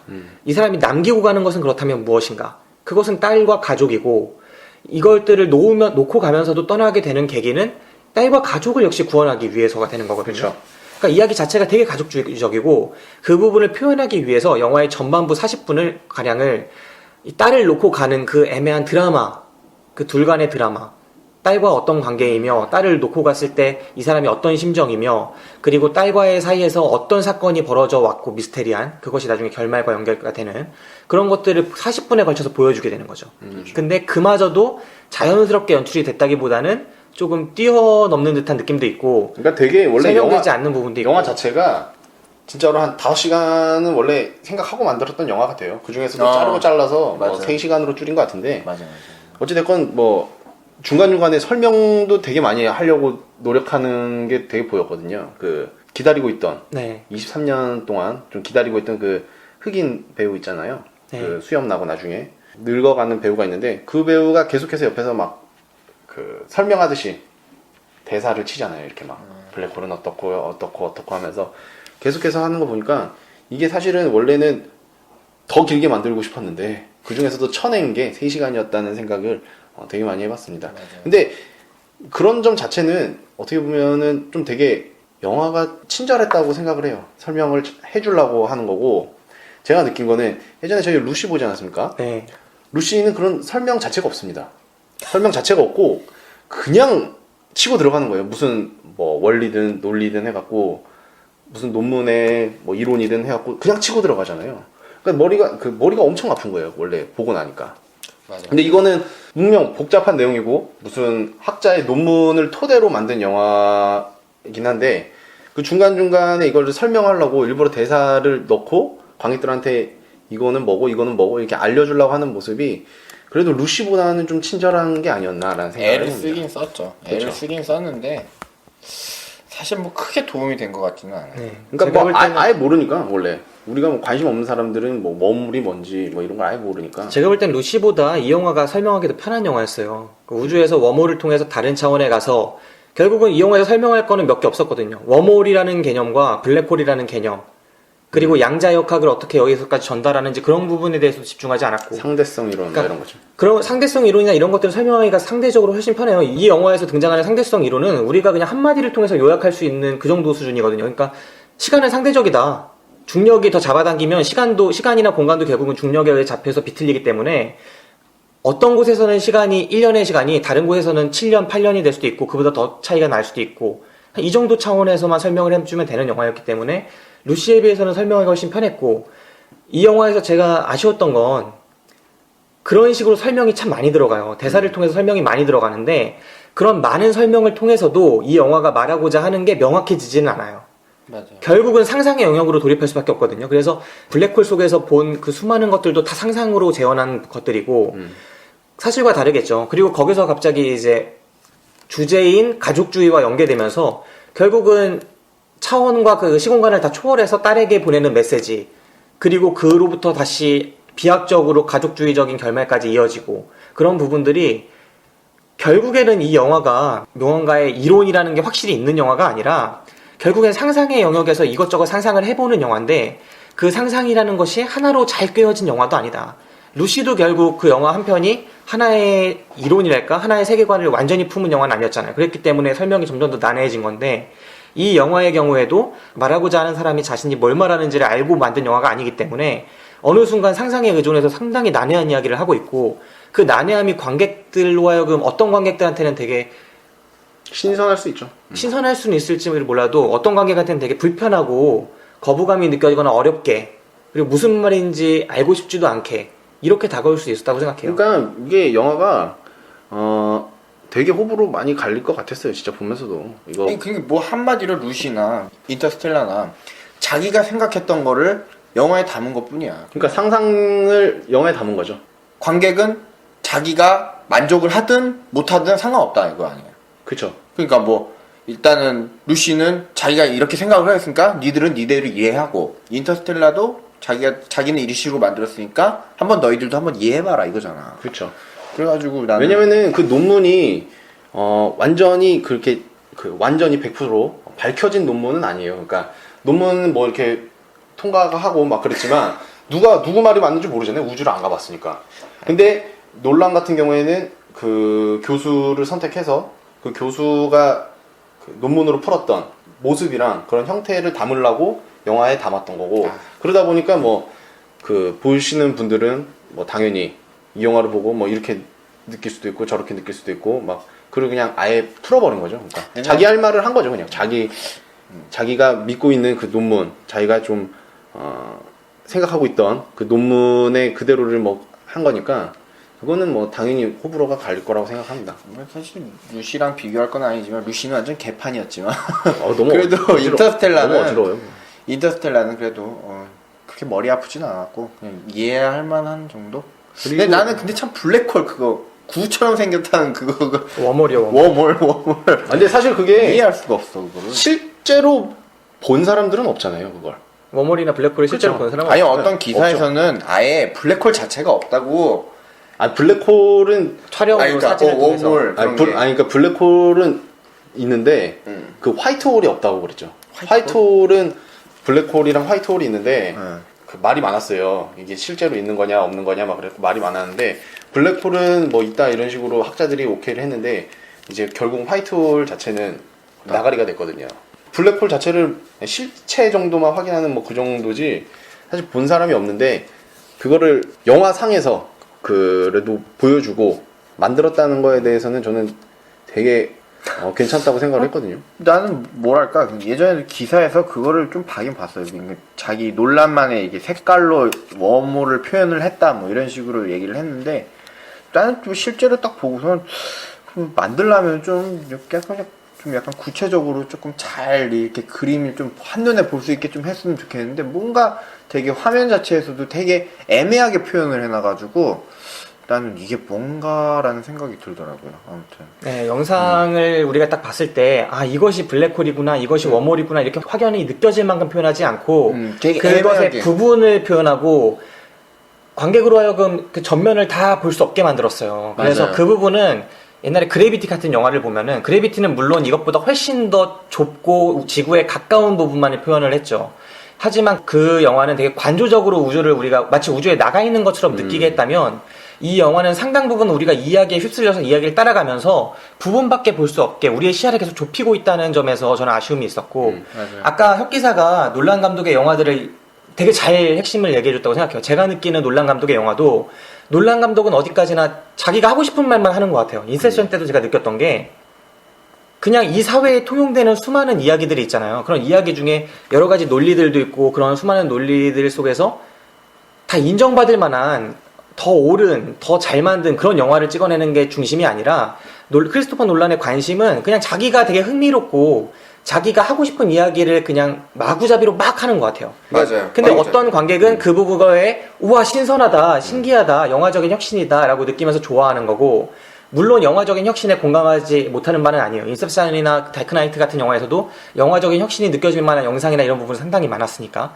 하지만 그 이야기 자체는 새롭고 특이한 생각이긴 할지언정 대단한 생각은 아니지 않나라고 의문을 푸는 쪽이에요. 저는 그 이야기들이 결론 지어지지 못하는 부분도 되게 많았고 또 명확하지 않은 적도 상당히 많았는데 이번 인터스텔라 같은 경우에는 명확하지도 않고 그 두 가지가 다 있어요. 명확하지도 않고 대단하지도 않았어요.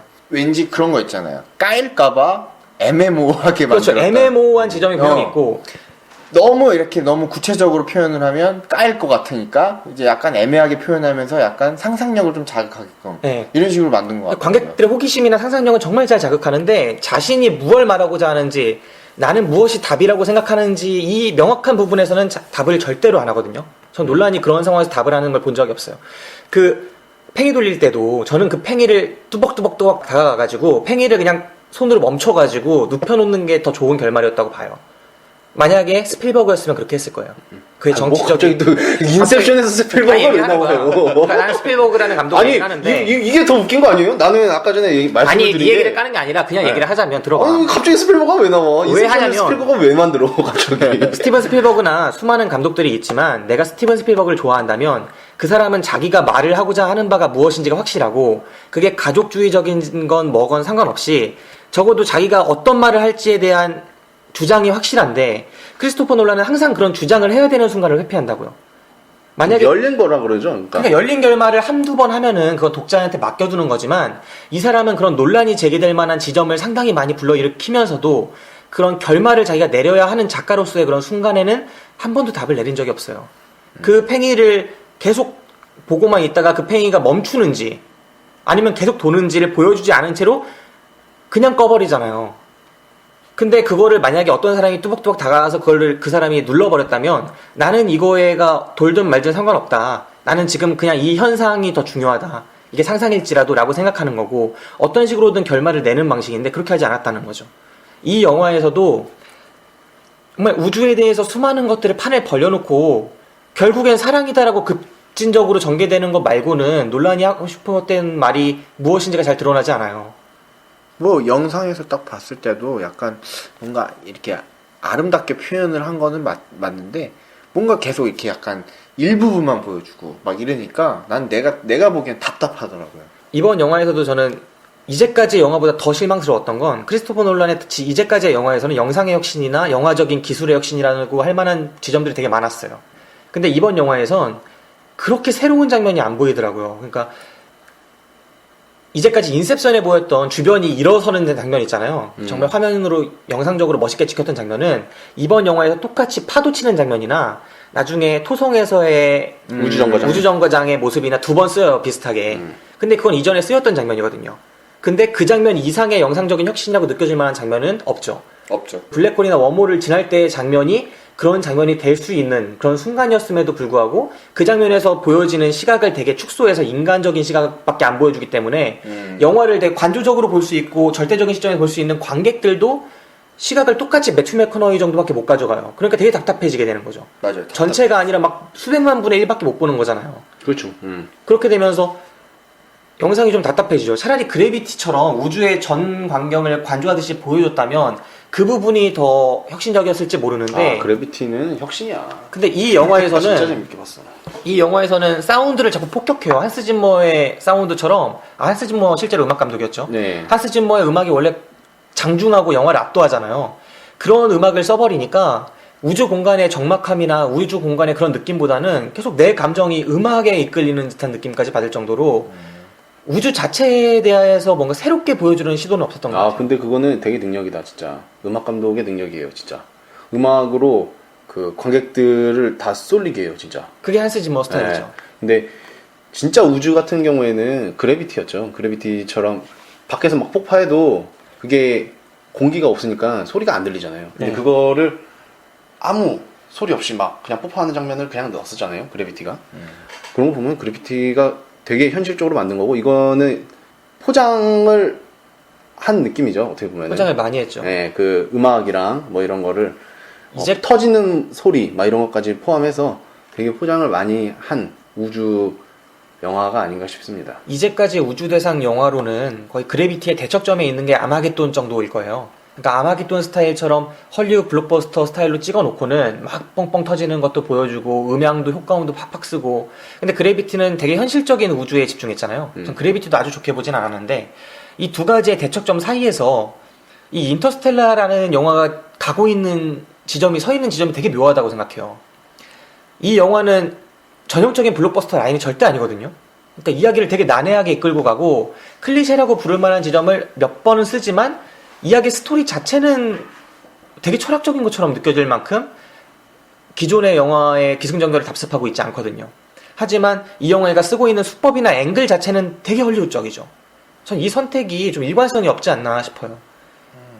영상의 혁신이나 논란에게 기대하는 사람들의 그런 부분을 보여주지 못하면서 정말 헐리우드 스타일로 영상을 찍어내버렸고, 그럼에도 이야기 자체는 헐리우드 스타일로 가져가지 않은 것이 이 영화가 도대체 뭘 지향하는지를 모호하게 만들었다는 그런 생각입니다. 역시 이 영화가 호불호가 갈릴 줄 알았습니다. 저는. 네. 그럼에도 불구하고 이 영화가 신선했다면 저는 좀 인상적이었던 장면이 그 로보트 장면이랑 그냥 맞아요. 파도 치는 그 행성에서의 장면까지는 되게 좋았다고 생각해요. 로봇 이름 뭐였지? 두 개가 개나. 있었는데 네. KT랑 그 맨날 옆에 붙어 있는 애 있었는데 네, 아무튼 마지막에 데이터 주는 참 말하는 것도 되게 인간적이었고 네. 말하는 것도 약간 뭔가 개성이 있었어. 그 있잖아요. 그 너무 딱딱하게 얘기하는 농담지수 몇 프로. 그런 것도 있었고 되게 로보트가 일반적으로 생각하기에는 조금 상상력을 넣은 것 같은 느낌이 확 들었어. 난 맨 처음에 개성 있었어. 야 미래의 로봇을 이따위로 만든단 말이야 이 생각을 했었거든요. 네. 원래 좀 사람같이 만들고 그러잖아요. 그치, 다른 거 그치. 보면. 근데 그냥 네모난 깡통이에요. 깡통. 그러니까 깡통. 근데 나중에 굉장히 효율적이더만. 네. 효율적으로 움직이더만. 형태의 변화를 되게 자유자재로 가져가면서 사람 구할 때 뭐 엄청 그때 N회사웨이 파도에서 구할 때는 장난 아니더만. 그 전에 제일 처음에 그 나타날 때. 맞아 이렇게 잡혀가가지고 차에서 거기서 나왔을 때는 이 뭐야 이게 나 그냥 기계인 줄 알았어. 무슨 장롱인가? 내가 이랬는데 갑자기 이게 움직이더라고. 난 근데 여자 있잖아. 여자 주인공을 이제 구하러 가기 전까지 그 로봇의 모습은 진짜 완전 형편없게 봤거든. 그냥 근데 깡통이어서 깡통. 테트리스에 아니 나오네. 걸어가는 것도 무슨 양팔로 이렇게 움직였다가 뭐 이렇게 목발 짚듯이 이렇게 왔다 갔다 이렇게 움직이길래 너무 이게 로봇인가 이렇게 했는데, 근데 좀 여자 주인공 구하러 갈 때 이렇게 막 도는 장면은 좀 효율적으로 만들었나? 라는 생각이 좀 들긴 했는데 재밌게 본 것 같아요. 네, 반전적인 이름 매력이 좋아하네. 있었어요. 그러니까 정말 형태 자체가 되게 이제까지의 로봇과는 다른 혁신적인 부분이 있었고 보는 사람의 기대를 계속 깨는 그런 설정이었던 것 같아요. 맞아요. 그리고 파도 치는 장면도 되게 매력 있지 않았어요?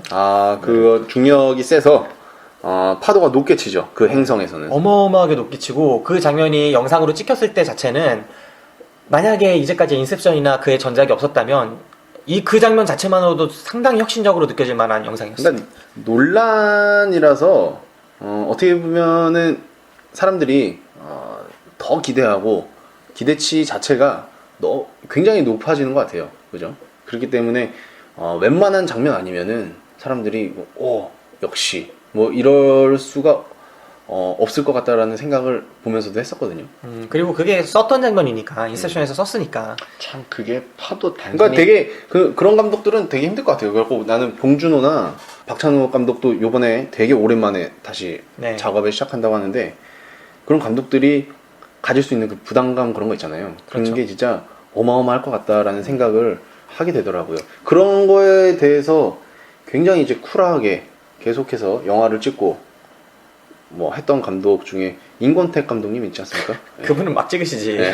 그냥 천편이 말이냐, 천편이? 그냥 찍고 가는 거지. 아니, 몇 살까지 사셨는데 천편이야. 그러니까 부담감이 없는 거야. 그런 감독님들은. 근데 보통 이제 막 봉준호 감독이나 우리가 어떻게 보면은 네임밸류가 있는 감독들 있잖아요. 김지훈 감독까지도 포함을 네. 하고 최동훈 감독 뭐 이런 감독분들은 되게 좀 부담을 가질 것 같아요. 왜냐면은 최동훈 감독 같은 경우에도 그 전우치 찍기 전에 뭘 찍었었죠? 타짜 찍었었나?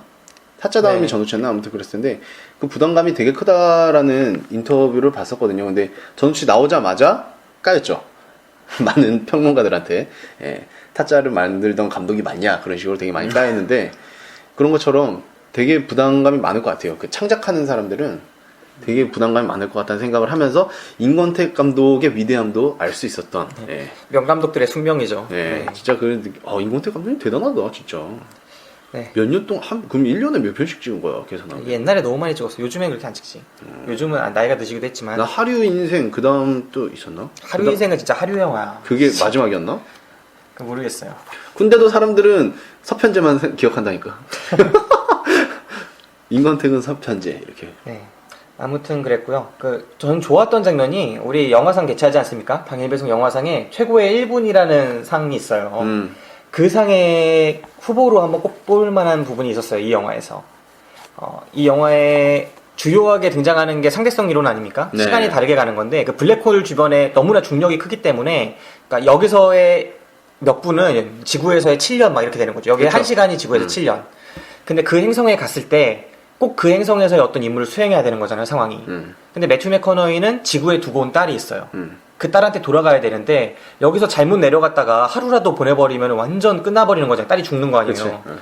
그러니까 빨리 임무를 어떻게 해서든 수행을 할 필요를 느끼고 그 행성에 내려가서 큰 파도를 만나는 건데 그 행성에서 임무를 실패하죠. 임무를 실패하고 올라오지만 동료까지 한 명 잃고 시간만 보내버린 거잖아요. 그게 막 23년 정도 흐른다고 해요. 그리고 가서 올라와서 영상편지를 보는 장면이 나와요. 그 장면이 되게 감동적이면서도 전해오는 게 되게 많았어요. 그러니까 이제까지 어떤 SF 영화가 이런 장면을 만들었을까 하는 생각도 드는 거예요. 상대성 이론이라고 우리가 시간이 다르게 간다라는 얘기는 많이 하지만 어떤 영화에서 이렇게 극영화에서 정말 지구에 떨어진 딸과 자신이 시간이 상대적이기 때문에 어떤 임무를 수행하고 와서 시간을 너무나 많이 흘려보냈기 때문에 딸의 성장 과정을 혼자서 보는 거죠. 아들의 성장 과정이지. 딸은 그때 안 나왔지. 마지막엔 딸도 나오니까. 아닌가? 그 장면. 아니야. 그 장면에서 안 나와. 아들. 아니, 그 장면에서 나오죠. 마지막 장면이 딸이죠. 마지막에 마지막에 딸이지. 그러니까 몇 시간의 임무를 수행하고 올라와서 영상을 트는데 자기는 몇 시간이지만 이미 다 커버린 거야. 내 딸은 분명히 7살이었는데. 그래가지고 아들이 처음에는 계속 인터뷰를 하다가 이제 나이가 들어서 결혼도 하고 딸까지 생기고 첫째 손자는 잃고. 예. 그러다 더 이상 아버지한테 보내지 않겠어요. 아버지가 돌아오지 않을 것 같아서라는 얘기까지 하고 그 다음에 갑자기 딸이 나와서 또 이야기를 하고 근데 그 속에서 그 영상을 보면서 매튜 맥커너이가 아들이 이제 아버지는 이제 이 영상 어차피 보지 못할 테니까 난 더 이상 보내지 않겠다. 아버지를 내 마음에서 지우겠다라고 얘기할 때 계속 도리지를 치잖아요. 아니라고. 나는 1시간밖에 안 있었으니까. 한두 시간밖에. 매튜 맥커너이가 연기를 잘한다고 생각을 했지만 생각을 해보니까 그 장면 되게 진짜 연기 잘한 것 같네요. 네, 그 장면의 영상이 이제까지 우리 영화 속에서 인간이 찍어낸 영화 속에서 보여진 적 없었던 고민을 그런 문제의 순간을 찍어낸 게 아닌가 하는 그 장면 자체는 정말 좋았습니다. 혁기나는 어떤 장면이 인상적이었어요? 저도 근데 사실 이렇게 아름다운 영상 이런 거 딱히 이렇게 뭐랄까 뭐를 이렇게 봤다 이런 거보다는 그냥 영상 자체가 좀 아름다워서 저는 그 우주를 약간 표현을 그런 걸 했다는 게 약간 애매한 부분 그런 것만 빼놓고는 괜찮았던 것 같아요. 이제 앞으로 기억 남는 건 없어요. 우주를 관한 그런 영화들이 이제 그래비티 이후로는 그만 나왔으면 좀 좋겠어요. 많이 나올 것 같아요, 근데. 근데 그만 나왔으면 좋겠어요. 한두 번 시작하면은 이제 보물 터지도 나오거든 이런 게. 그 혹시 콘택트 보셨어요? 콘택트 봤죠. 콘택트 속에서도 이런 부분 우리가 이해할 수 없는 상상의 영역 이런 것들이 많이 표현돼요. 아버지를 만나러 거의 천국 같은 데 가잖아요. 그 콘택트란 영화는 물리학, 그 과학, 천문학 이쪽 지점이 신학과 맞닿는 영화예요.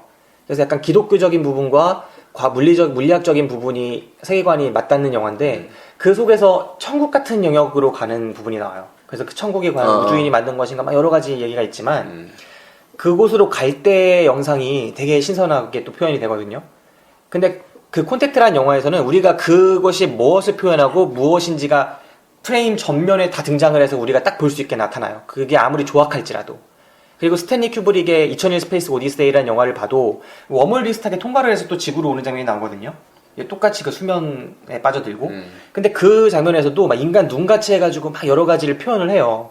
사람들은 그 부분이 못 만들었다. 상상이지만 너무 난해하다. 막 이렇게 이야기를 하지만 어쨌든 스탠리 큐브릭도 그거를 관객들이 다 느낄 수 있게 다 전면에 표현을 해주는데 이 영화에서는 웜홀을 사이드만 치고 지나가니까 그 부분이 조금 아쉬울 수밖에 없는 거죠. 안 깔려고 했던 거야. 좀 논란의 영화를 그렇게 보는 사람들은 생각을 그렇게 할 수 있는 지점이 있죠.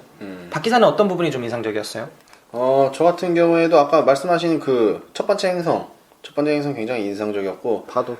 이제 만박사가 나왔을 때 네네. 사람들의 분노를 사지 않습니까? 네, 맷 데이먼이 악역으로 나오죠. 악역으로 나와갖고 스크린을 한 대 치고 싶을 정도의 그런 얄미운 모습을 나오는데 그 나중에 죽어가는 모습을 도저히 볼 수 없어. 그러면서 뒤돌아서 계속 보면서 힐끔힐끔 쳐다보죠. 이 새끼가 만박사. 그리고 하지 말라는 거 꼭 해갖고 혼자 도킹하다가 지 혼자 쳐 죽고. 아무튼 만박사 나왔던 장면 저는 맷 데이먼이 나올 줄은 몰랐거든요, 영화에. 네, 그 장면이 되게 충격적이죠. 네, 저는 약간 출연자 이걸 안 봤었어요. 그래서 앤 해서웨이 나오고 매튜 맥커너이 나온다는 건 알고 있었는데 자꾸 열었는데 맷 비슷하게 생긴 사람이야. 근데 얘기하다 나중에 서서 얘기하는 장면이 있는데 보니까 맷 데이먼인 거예요. 그래서 난 맷 데이먼인지도 몰랐어. 그러니까 이렇게 나왔구나 막 라는 생각을 하면서 그 장면이 쇼킹했죠. 사실 맷 데이먼이 까메오라고 하기엔 좀 그렇고 조연이라고 하기에는 어차피 조연이라고 할 수 있겠죠. 네. 비중 있는 조연이긴 한데 어쨌든 그렇게 나왔다는 게 되게 인상이 좀 깊었던 것 같고 뭐 화면적 뭐 영상적으로 보면은 되게 이제 도킹을 하잖아요. 네. 도킹을 해서 이제 빙빙 돌아가면서 마지막에 이제 블랙홀을 향해서 이제 가는 장면이 있어요. 빨갛게 석양처럼 딱 펼쳐지고 그 장면이 예전에 막 E.T.나 뭐 이런 데서 봤던 그 달을 배경으로 날아갔던 그 장면 비슷하게 그 장면이 되게 좀 인상적이었는데 좀 불만이었던 거는 이게 지극히 미국 영화예요. 제가 할리우드 영화를 원래 크게 좋아하지 않았던 게 제가 원래 논스톱이나 뭐 이런 걸 별로 안 좋아하지 않습니까? 논스톱이나 그 리암 니슨 나오는 것도 뭐였어요? 툼스톤이나 뭐 이런 거. 툼스톤 못 봤는데. 네. 이런 걸 별로 안 좋아하는데 그저 안 좋아하는 게 약간의 미국 위주의 영웅은 미국 뭐 이런 것도 그렇고 무조건 영웅이 한 명씩 나오잖아요. 네. 근데 이 장면에서도 나오는 게 도킹을 할 때 그 로버트가 절대 불가능하다고 하는데 돌아 그러면서 돌면서 도킹을 해요 그거를. 정말 저는 그 장면이 참 당황스러웠습니다. 그러면서 역시나 영웅주의로 가고 있는 할리우드 영화구나라는 느낌을 강하게 받았습니다. 저도 그 장면 완전 별로였어요. 그러니까 인터스텔라라는 영화를 보면서 처음 느꼈던 게 이 영화는 평범한 영화가 아니구나라는 인상을 받았어요. 처음 오프닝부터 따라가는 이야기들, 나오는 이야기들이 이제까지 전형적인 헐리우드의 평범한 영웅물 뭐 이런 거랑 완전히 궤를 달리하잖아요. 오락물이랑도. 그래서 뭔가 대단한 이야기를 하는 영화구나라는 느낌을 받았어요. 근데 제가 논란 영화 보면서 늘 느끼는 아쉬움이지만 이번에 좀 더 심하게 느꼈던 게 논란 영화는 항상 대단한 이야기를 할 것 같은데 실은 대단한 이야기인 경우가 별로 없어요. 이 영화도 막 엄청난 이야기를 할 것 같은데 맷 데이먼이 갑자기 일어나는 부분부터 맷 데이먼 나오는 부분부터는 완전히 이거는 헐리우드 전형적인 얘기거든요. 근데 자기의 그 욕망에 타락한 사람이잖아요. 살고 싶은 욕망에 의해서 타락해서 그 팀한테도 해를 끼치고 인간의 약한 모습을 보여주고 배신할 줄 알았는데 결국 배신해요. 그리고 나서는 이제 그 사람 때문에 위기를 겪고 그거를 되게 영웅적으로 그 말도 안 되는 도킹을 성공시키면서 우와 이거는 합리적이지 않은데 어쨌든 해냈어 라고 막 갑자기 오락물적으로 막 흘러가기 시작하잖아요. 그러니까 어쨌든 인류를 구한 거는 영웅 한 명 뭐 이런 식으로 되니까 저는 이런 식의 원래 헐리우드 영화를 별로 좋아하지 않기 때문에 좀 별로였는데 되게 좋게 봤던 거는 뭐냐면은 요즘에 유행처럼 번진 게 뭐냐면은 예전 영화들 예전에 흥행했던 영화들 아니면은 만화나 뭐 소설 원작 뭐 이런 영화들 있지 않습니까? 이런 영화들을 리메이크하거나 원래 시나리오가 있던 거를 그냥 그리던가 아니면은 만화책을 그 영화로 끄집어낸다던가 뭐 보통 이런 류의 영화들이 계속해서 원래 나오고 있어요. 요즘에 뭐 트렌드 같이 뭐 로보캅을 다시 부활시켜서 뭐 다시 리부트해서 만들었다던가 그런 상황 속에서 이거는 그냥 창작물이잖아요. 네. 창작물이 나왔다는 것도 이런 상상력을 갖고 창작물을 가지고 나왔다는 것도 사실 저는 되게 반가웠거든요.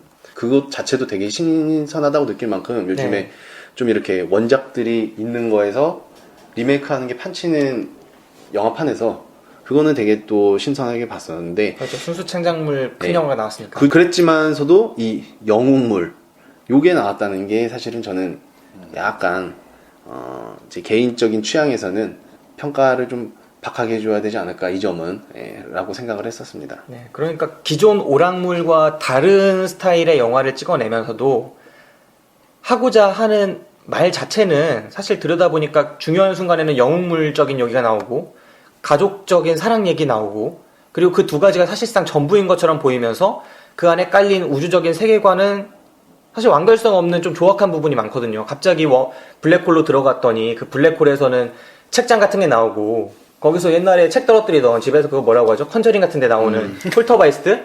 그런 것처럼 또 그 딸내미가 컨저링 막내딸이에요. 예, 그래서 책을 막 미는 모습 나오고 그래서 결국은 양자역학의 내가 블랙홀 안에서 본 양자역학의 그 비기 같은 그런 뭔가 되게 엄청난 과학적인 거를 이게 뭔지도 심지어 설명이 안 돼요. 그래서 관객들은 그냥 양자역학에 관련된 뭔가 비밀을 풀 수 있는 무언가 어떤 방대한 데이터처럼 보여지죠.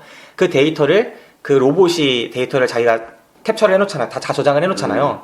그래서 그 데이터를 지구로 보내줘야 하는데 그거를 이진법삭으로 유령의 그런 것처럼 그러니까. 거기에서 책을 막 밀어주고 그런 방법을 시도하다가 안 되니까 시계를 막 모스보 같이 이진법으로 시계의 초침과 이런 초침을 이용해서 이진법으로 전달을 해주는 그 양자역학의 비기의 데이터들을 책은 책 밀었던 거는 그게 아니라 스테이라고 하려고. 네, 스테이라고 하려고 네. 한 거고 양자역학의 그 비밀 그거는 네. 그 초침으로 한 거죠, 그죠? 그러니까 결국은 그 양자역학의 그 비기에 가까운 그 데이터들을 전해주면은 뭔가 엄청난 법칙을 풀어서 지구가 그 지구를 버리고 다른 행성에도 살 수 있는 것처럼 다른 우주상에 살 수 있는 것처럼 설정으로 나오고 물론 그게 어떤 법칙인지는 절대 나오지 않아요.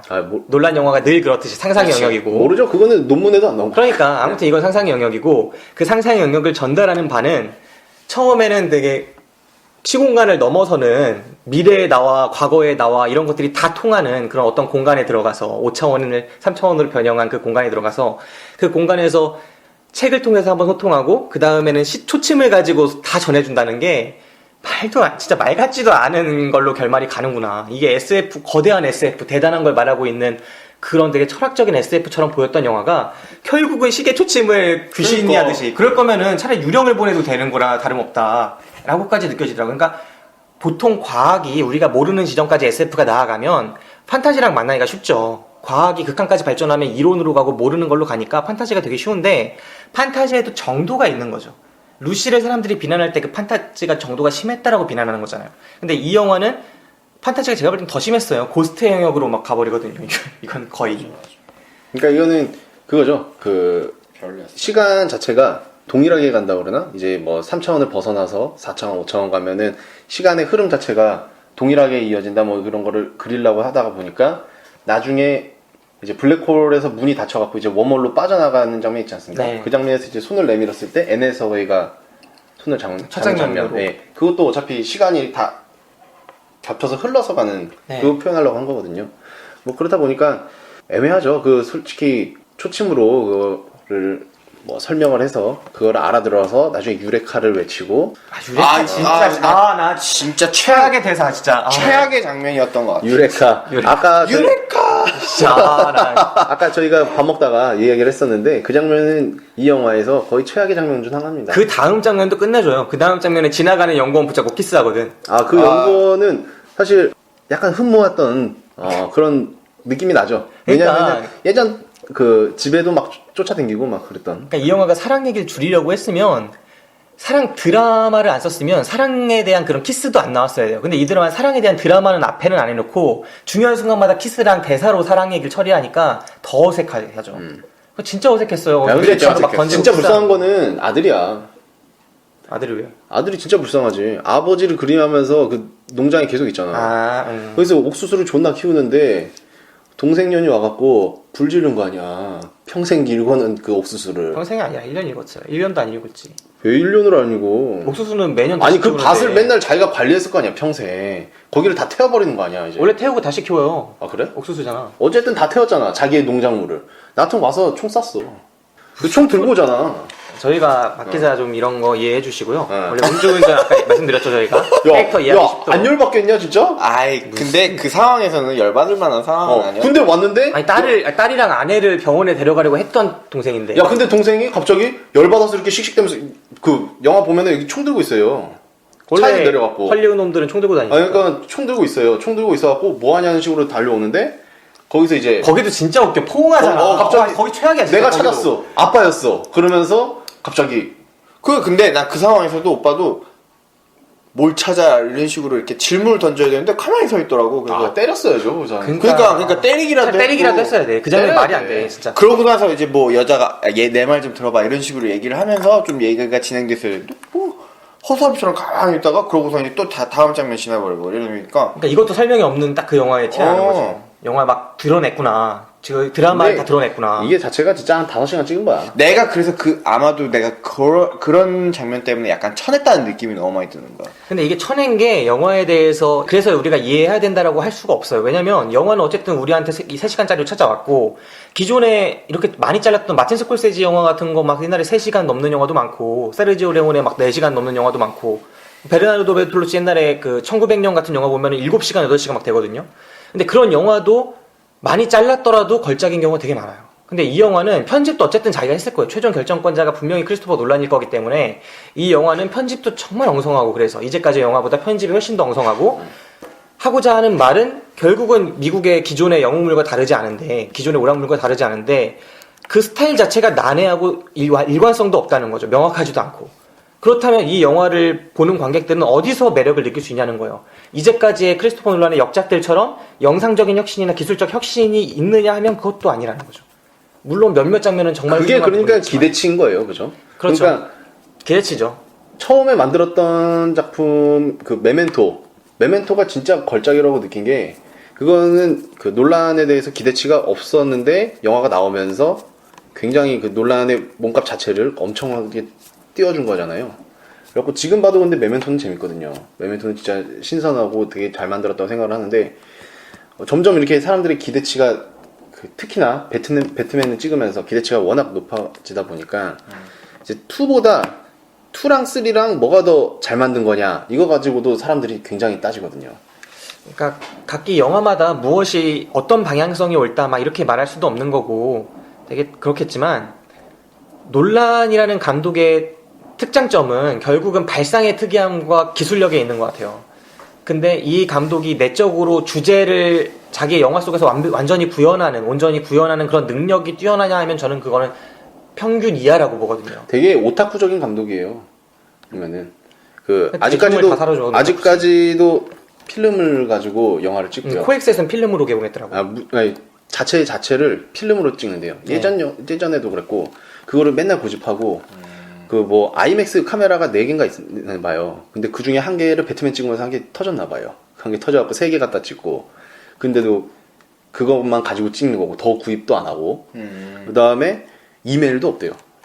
이메일도 없고 뭐 휴대전화도 안 갖고 다닌다 뭐 이런 얘기가 있더라고요. 뭐 그 정도로 뭐 그 주변에서 이제 연락이 오면은 그걸 전해준다는 식으로. 되게 꽉 막혔네. 되게 그러니까 어떻게 보면은 되게 오타쿠적이죠. 그러니까 자기가 하고 싶은 말을 그대로 풀어버려서 니네가 이해할래? 이 느낌이 되는 거죠. 근데 그거에 열광하는 사람들이 있는 거고 그렇죠. 그거를 나는 이거 이해 못하겠는데 그래서 이해를 안 하는 사람들도 있는 거고 못하는 사람도 있는 거고. 내가 보기엔 그냥 운이 좋았던 것 같아. 성격이에요. 그러니까 성격이 그대로 이렇게 나오는 것 같아요.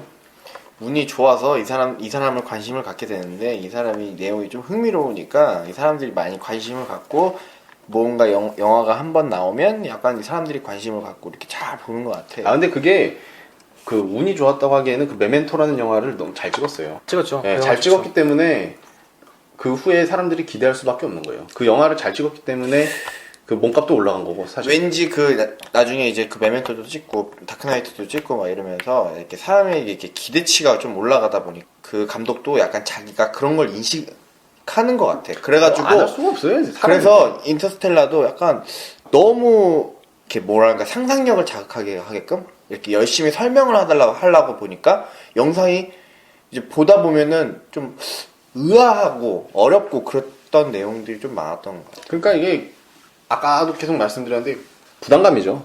전작들에 대한 부담감도 있을 거고 뭐 그런 거다 보니까 그건 어쩔 수 없는 것 같아요. 사람이면 창작하는 사람이면 특히나. 근데 기존에 뭐 어떤 연출자든 어떤 이름 있는 명장이건 자신의 이름값은 자기가 책임져야 하는 부분이고 그리고 무엇보다 논란이 과연 그냥 부담감 때문에 이렇게 제가 볼 땐 별로인 영화를 찍었느냐 하면 저는 그건 아니라고 봐요. 그러니까 논란의 영화 중에 항상 논란이 고전했고 좀 기대 이하로 찍었던 영화 뭐 프레스티지나 이번 영화 같은 걸 또 살펴보고 이제까지의 영화들을 봤을 때 저는 논란이 서사, 내러티브에는 장점이 없다고 봐요. 오히려 평균 이하의 능력을 지니고 있다고 생각해요. 그러니까 이야기 자체를 풀어가고 그 이야기 속에서 주제를 구현하고 이런 부분은 잘했던 분야가 아니거든요. 논란이 잘했던 분야는 되게 특이한 설정, 관심이 갈 만한 소재 이런 것들을 되게 임팩트 있게 전달하고 그 속에서 사람들이 보지 못했던 그런 감각을 보는 사람의 감각을 막 일깨우는 장면들 있잖아요. 느끼지 못했던 감정을 막 일깨우는 그런 장면들을 넣었다는 게 논란의 장점인데, 이번 영화에서는 자신의 약점인 부분을 상당히 많이 내보일 수밖에 없는 영화를 찍었다는 거죠. 인터스텔라의 주제가 있을 수밖에 없고, 그 인간과 우주와 사랑과 그런 거에 대한 존재와 이런 것들에 대한 영화를 왜 논란이 선택했는지가 일단 의문이에요. 도전하겠다는 마음에선 찍을 수 있지만 좀 잘 찍겠다는 마음에선 쉬운 영화가 아니었는데. 네, 그거는 또 영화를 좀 별로라고 보신 분들의 의견일 수 있고, 또 들으시는 분 중에 좋게 봤는데 왜 저렇게 이야기를 하냐 뭐 이러신 분들이 많으실 수 있죠. 예, 있을 수 있기 때문에 이건 각자의 생각이고요. 어찌됐건 뭐 논란의 작품 중에서 금방 김 기사가 떨어지는 작품이라 뭐 이렇게 얘기를 했었는데, 또 논란의 작품 중에서 역작이라고 생각하시는 분들도 분명히 계실 거예요. 네, 많으실 네. 수 있다고 생각합니다. 그분들은 또 아까 제가 말씀을 드린 뭐 그런 장면들 있지 않습니까? 뭐 어쨌든 블랙홀이나 웜홀 뭐 이런 거를 표현했잖아요. 영화상으로 그 논문을 꺼집어내서, 그러니까 원래 만화책이나 뭐 이런 거 있던 걸 꺼집어낸 게 아니라 논문에 있고 우리가 아직도 실체를 보지도 못했던 거를 그냥 꺼집어내서 영화화 만든, 그래서 우리의 흥미를 느끼게 해준 그런 영화이기 때문에 저 같은 경우에는 이거를 되게 좋게 봤거든요. 그런 거는 뭐 박 기사가 생각을 하든 뭐 혁 기사가 생각을 하든 또 김 기사가 생각을 하든 저마다 느끼고 있는 그러니까 생각이 이게 다르니까. 네네. 그거를 감수하고 뭐 들어주셔야 될 것 같고, 그리고 보신 분들의 느낌도 뭐 다 다를 거라고 생각합니다. 그래서 뭐 계속해서 말씀을 드리는데, 아까도 말씀드렸는데 이게 호불호가 분명히 갈리거든요. 전 재미없습니다. 예. 그러니까 영화를 보면서 이게 되게 갈려요. 분명히 갈릴 거기 때문에 보신 분들이 참고를 해주시고, 네. 뭐 의견, 저희가 말하는 거, 영화에 대해서 말하는 거에 너무 막 그렇게 받아들여서 내가 영화를 잘못 본 건가? 뭐 이런 식으로 네네. 예, 그런 식으로 안 느껴주셨으면 좋겠습니다. 저희도 지금 그 생각하고 있잖아요. 우리가 영화를 잘못 본 건가. 왜냐면 이게 9점대 막 이러니까 나랑 혁기사는 오히려 소수축이라고 생각을 해요. 나는 이게 만점은 아니더라도 그 표현한 것 자체, 그 시도 자체만 보더라도 나는 8점 이상을 줄 것 같거든. 그러니까 뭐 그거는 뭐 어찌됐건 개인의 판단이니까. 나중에 관심 있으면 컨택트라는 영화 봐봐요. 컨택트 봐요. 네, 그 영화도 훨씬 전 영화인데도 괜찮은 부분이 상당히 많기 때문에 흥행은 못했어. 아무튼 그랬고요. 저 이 영화에서 좀 인상적이었던 게 지구가 거의 파괴된 것처럼 나오잖아요. 이제 더 이상 황폐해서 살 수가 없고. 그게 몇 년일까? 몇 년일까 그게? 그것도 솔직히 그게 그 과학기술은 거의 구체적으로 얘기 안 해요. 안 나오죠. 안 나오지. 되게 모호하게 표현되고 왜 그렇게 됐는지도 되게 모호해요. 그러니까 이것이 저는 이것도 논란의 영화의 특징이라고 생각하는데, 아무튼 왜 그렇게 됐는지도 모호하고 일단 그 대충 상태예요. 암시는 하죠. 그 할아버지가 그러잖아요. 네. 예전에는 하루가 다르게 뭐 새로운 게 나왔는데 사람들이 그것을 가지려고 항상 뭐 치열했다 뭐 이런 식으로 하니까 그게 요즘 시대인 것 같아요. 어떻게 보면은 네. 맨날 이렇게 신제품 핸드폰이 나오고 신제품 자동차가 나오고 뭐 이런 상황에서 사람들이 그걸 가지려고 쟁취하다 보니까 결국 마무리는 그렇게 황폐하게 네. 아무것도 없는 그런 식으로 결국은 이제 먹는 거에만 주력해야 되는, 식량에만. 초반에 그 영상이 딱 나왔을 때 로봇이 있다는 게 되게 생소했던 게 농장에서 시작을 해가지고 내용이 나오다 보니까 갑자기 이제 뭐 우주로 떠날 때쯤에 이제 로봇이 나오고 그러니까 미래가 맞긴 맞구나라는 생각이 들면서 약간 시대적 그 배경을 되게 모호하게 표현을 했더라고요. 그렇죠. 그러니까 우리가 SF에서 느꼈던 2080년, 뭐 2100년 그런 거는 보통 뭐 자동차가 떠다니고 뭐 그런 거를 주로 우리가 상상을 했었잖아요. 근데 그런 미래가 있는 게 아니라 요런 미래도 있을 수 있다라고 뭐 이야기를 했던 것 같아요. 네, 일종의 디스토피아죠. 되게 네. 암울한 미래를 그려놓고 그 암울한 미래상이 우리가 너무 탐욕스러운 생활을 하다 보니까 지구가 어느 순간 변해서, 그리고 중력도 왜곡돼서 인간들이 더 이상 그런 물질 문명을 계속 영위할 수 없는 상태가 온 거고, 먹는 거에 신경 쓸 수밖에 없고. 그리고 농작물 자체도 생산량이 계속 떨어지고 뭔가 병충해가 들고. 생각을 해보니까 로봇도 있는데 자동차는 그대로야. 자동차는 그렇게 첨단 기기가 아니잖아. 그러니까 뭐 그래도 로봇가 있는데 자동차가 떠다녀야 된다는 이유는 없지. 그러니까 그런 것보다도 약간 뭐랄까 기름으로 가지 않는 태양열로 가는 그런 걸라고 생각을 할 수 있는데 그냥 시동 걸고 이렇게 가는 걸로 그렇게 표현이 되더라고. 근데 그게 아닐 수도 있는 게 기름 넣는 장면은 안 나와요. 그렇긴 그게 하지만 태양열을 쓰고 엔진 있어. 소리가 들리니까. 네, 아무튼 그랬습니다. 그 되게 디스토피아적인 그런 우주에서 결국 인간이 그런 지구를 지켜내지 못한 거잖아요. 지구를 지켜내지 못하고 결국 인간의 결말은 지금 그런 거 있잖아요. 보트피플 있잖아요. 나라에서 밀려갖고 보트만 타고 다니는 난민들. 그 꼴이 된 것 같아요. 그러니까 지구를 파괴 그쵸. 같아 해서 다른 행성으로 가서 살아야 되니까 떠난 거 아니에요. 이제 살 수가 없을 만큼 황폐해진 거지. 이걸 다르게 보면은 가디언즈 오브 갤럭시에서 자기 행성 파괴돼가지고 남의 행성 먹으려는 애들 있잖아요. 그런 민족이랑 똑같아요. 그치. 그러니까 이게 진짜 암울한 인류의 미래를 또 이 영화가 그려내고 있구나. 그런 생각도 들었습니다. 자, 이 영화에 대해서 어느 정도 이야기를 나눠본 것 같아요. 시간이 상당히 흘렀고요. 사실 이거를 좀 더 깊게 팔려면 진짜 과학 전문가가 있어야 되는데 저희는 뭐 특별하게 영화 전문가도 아니고 영화를 보는 아마추어적인 그런 입장에서 여러분들과 똑같이 영화를 보는 거기 때문에 이거보다 좀 더 깊은 이야기는 못 드린 점 사과를 드립니다. 네, 영화 속에서 마지막에 그 워몰이나 블랙홀이 어떻게 표현되느냐, 그렇죠. 이거에 대한 되게 5차원이 여러 가지 어떻고 막 이런 거는 저희가 이렇게 설명으로 풀어드릴 수가 없으니까. 네, 사실 이 영화에서 중요하다고 생각하지도 않고요. 별로 관심도 없기 때문에 그 부분은 넘어가고요. 이제 좋은 배우, 몹쓸 배우 시간으로 관심도 없다 그러면 안 된다고. 넘어가도록 하겠습니다. 네, 전 관심 있습니다. 네. 5차원 표현을 그렇게 했구나. 자, 박기사 먼저 뽑아볼까요? 좋은 배우. 이번 영화에서 좋았던 배우는 아무래도 그 매튜 맥커너이죠. 네. 어땠나요? 사실 매튜 맥커너이의 영화를 저희가 지금 3편 봤나요? 방송에서 안 다룬 머드라는 영화도 봤었고, 머드 봤고 치면은 3편. 또 뭐였죠? 달라스 바이어스 클럽. 달라스 봤고 4편이네요 그러면. 뭐 봤는데? 더 울프에서도 나왔잖아요. 아, 맞네. 네, 그 선배잖아요, 선배. 최고의 조연이었죠. 네. 참 연기 잘하는 배우라는 생각을 했었고 네. 이제는 거의 말하지 않아도 그냥 탑급이잖아요. 그렇죠. 한번 상을 받은 배우고 막 그러다 보니까 탑급인데 이 영화에서는 영웅의 모습도 잘 그려줬고 또한 이제 아빠로서의 모습도 연기로서는 굉장히 잘 보여줬던 것 같아서 저는 매튜 맥커너이를 이번 영화에서 가장 좋았던 배우로 뽑겠습니다. 네. 아까도 말씀드렸지만 저는 매튜 맥커너이가 아까 영상 보던 장면. 이름도 쿠퍼야. 자기는 그 뭐냐 번식을 의미하는 것 같지 않아? 뭔 소리야? 쿠퍼가 뭐 있어요? 쿠퍼의 쿠퍼의 플랜 B. 네.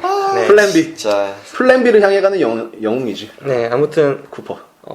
저희가 당일 배송 영화상을 준비하고 있는데 거기에 최고의 1분이라는 분야에 제가 아까 선정을 할 만한 부분으로 아까 그 영상 보던 장면, 자기는 2시간만 갔다 왔는데 이미 지구에서는 수십 년이 지난 그런 모습에서 느끼는 인간의 감정을 이제까지 어떤 영화에서도 본 적이 없는 그런 감정을 표현을 했던 것 같아요. 그러네요. 그 장면이 정말 인상적이었고 이 방송 들으시는 분들 중에 여기 댓글 다시면은 저희 방송에 이제 연말에 투표하실 수 있어요. 당일 배송 그거 영화상. 공지사항에 좀 띄워주세요.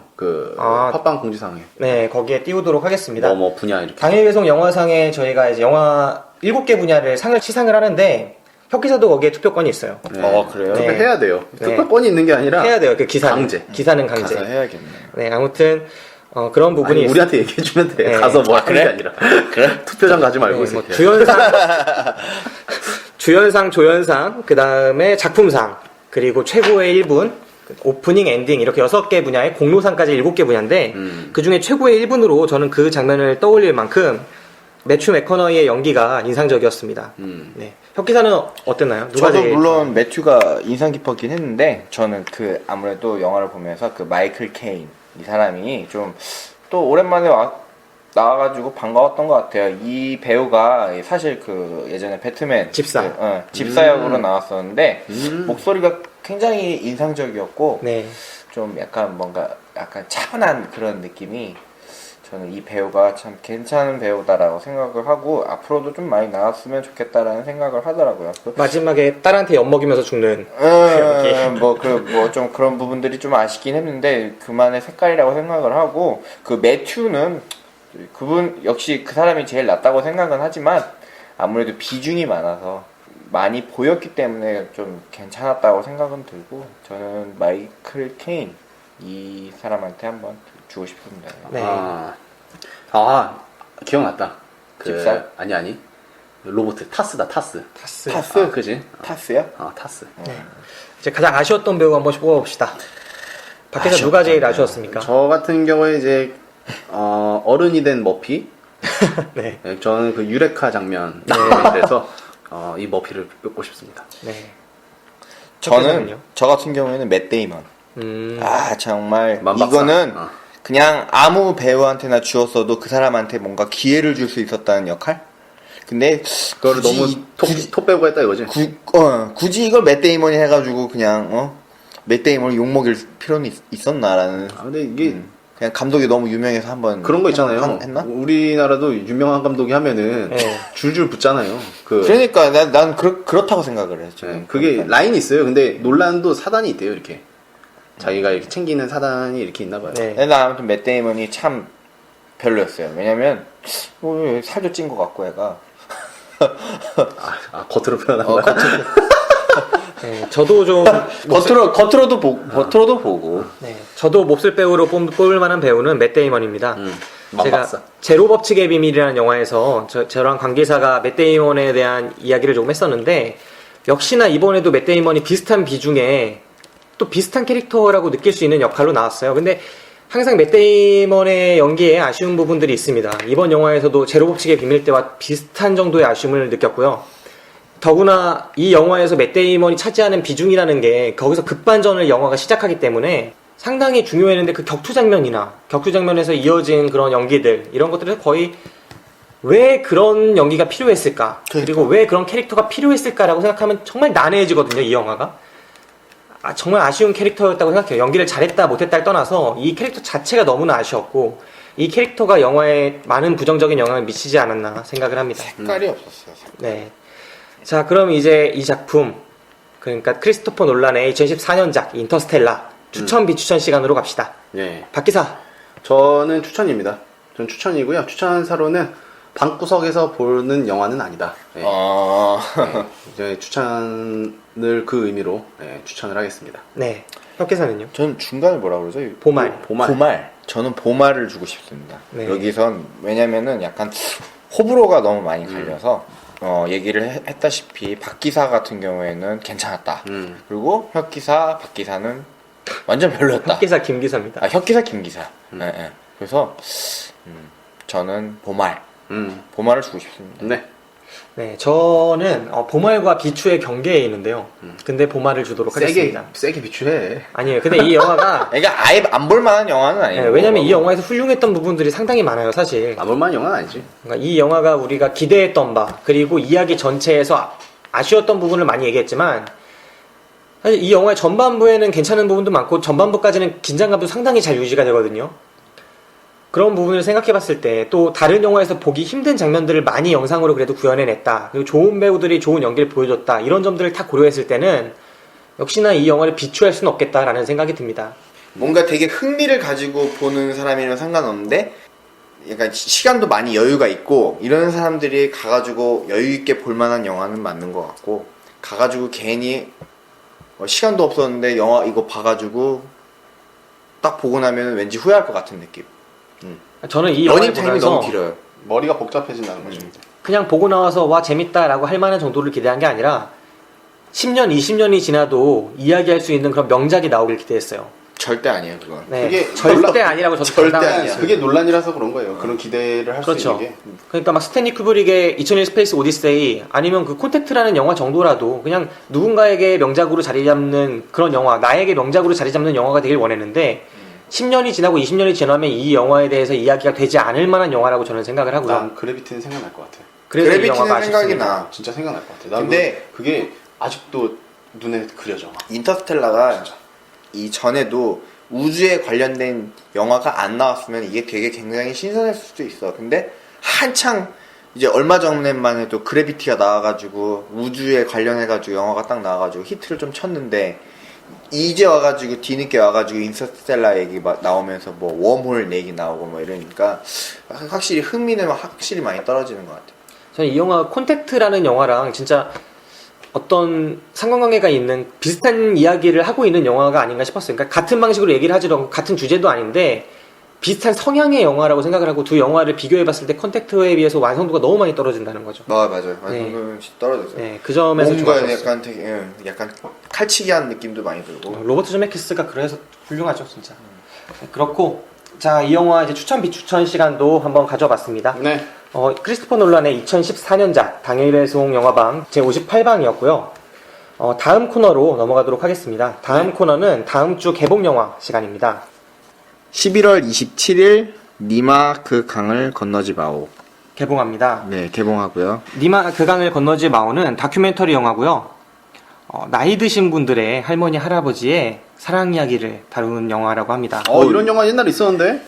아니 그 영화는 또 다르죠. 박진표 감독의 그 얘기하는 것 같은데 할머니 할아버지가 죽어도 뭐 이런 내용의 그래 맞다. 그거였던 것 같다. 그거랑은 다른 얘기죠. 근데 이거 기대 지수가 굉장히 높네요. 네, 많은 분들이 이 영화를 또 좋게 기대하고 계시는 것 같아요. 네, 그 다음 개봉 영화로는 네, 그리고 코미디 영화 같은 날에 저기 덤앤더머 2 이게 개봉을 하는데 이거는 기대됩니다. 제가 원을 보고 진짜 얼마나 웃었는지 진짜 생각나네요.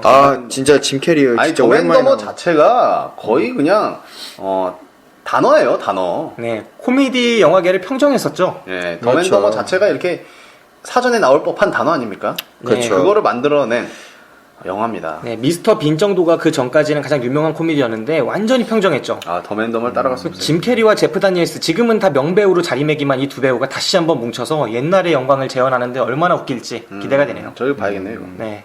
자, 그 다음에 그 같은 날에 빅매치라고 액션 영화가 개봉을 합니다. 네, 빅매치라는 영화 감독이 최호 감독이에요. 고고 70이라는 영화가 있었는데 안 봤어요. 네, 그 영화의 감독이었습니다.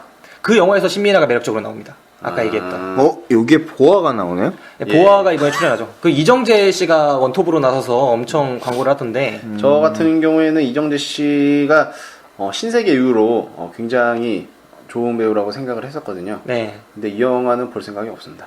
네, 그렇습니다. 자, 다음 영화. 네. 보아를 썼지? 또 그러게요. 또 같은 날에 제인 구달이라고 또 다큐멘터리 영화가 개봉을 하네요. 네, 제인 구달이라고 침팬지들 연구하는 여류 학자죠.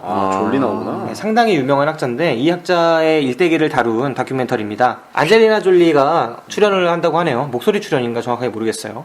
피어스 브루스는 007. 네. 그렇습니다. 자, 지금까지 다음 주 개봉 영화 시간이었습니다. 제가 보기에는 더맨더머 원톱이네요. 더맨더머가 1등이지. 더맨더머 네. 원톱입니다. 자, 이제 마지막 코너 들어가도록 하겠습니다. 네. 당일 배송 영화방 다음 볼 영화입니다. 박 기사가 볼 다음 영화 뭡니까? 저희가 볼 다음 영화 더맨더머입니다. 더맨더머 더맨더머. 보고 싶다. 이거는 빼놓을 수가 없어요. 이건 진짜 봐야겠다. 27일? 네. 다 다음 주. 더맨더머를 빼놓고 코미디의 역사를 이야기할 수 없죠. 진짜 짐 캐리 영화는 굉장히 좋아했는데 저 개인적으로 짐 캐리가 코미디 영화를 하는 것도 되게 좋은데 그 멜로 영화 하는 것도 되게 좋아하거든요. 옛날에 터널 선샤인 같은 약간 멜로 분위기 나는 되게 진지한 그런 영화도 되게 좋아하거든요. 그래서 저는 짐 캐리 연기 자체를 되게 좋아하기 때문에 네. 이번 작품은 옛날에 그 영화 뭐였죠? 트루먼 쇼 트루먼 쇼. 기가 막히죠. 진짜 훌륭한 작품이죠. 피터 위어 감독의 제가 트루먼 쇼. 영화를 뭐 여러 번 보는 걸 별로 안 좋아합니다만 그 트루먼 쇼 같은 경우에는 진짜 한 10번 정도 본 것 같아요. 넘게. 진짜 걸작입니다. 저도 진짜 이터널 선샤인 이런 건 안 보긴 했는데 굿모닝? 그 이브닝? 짐 캐리가 나왔던 그 뭐랄까 에이스 벤츄라 이런 영화도 그렇고 이터널 선샤인은 진짜 저는 개인적으로 생각이 굉장히 명작이라고 생각합니다. 저는 진짜 저도 그거 한 10번 정도 그 본 것 배우 같아요. 정말 좋아합니다. 네. 저는 짐 캐리도 좋아하는데 거기 같이 나왔던 여배우 누구죠? 케이트 윈슬렛. 케이트 윈슬렛을 또 되게 좋아하기 때문에 그런 느낌의 여성 배우를 되게 좋아하기 때문에 이터널 선샤인은 저한테는 제가 이때까지 본 영화 중에 탑을 뽑으라면 거의 뽑을 수 있을 만큼 정말 멋진 영화였어요. 더맨더머 진짜 기대됩니다. 네, 그 짐 캐리 오랜만에 또 코미디 영화로 이렇게 많이 돌아오는데 늙었겠네요. 예, 정말 기대가 되고 네, 감독도 페럴리 형제 그대로 하기 때문에 많이 기대가 되는 영화입니다. 네, 더맨더머 2를 통해서 박 기사와 협 기사 함께 찾아뵙도록 하겠습니다. 네.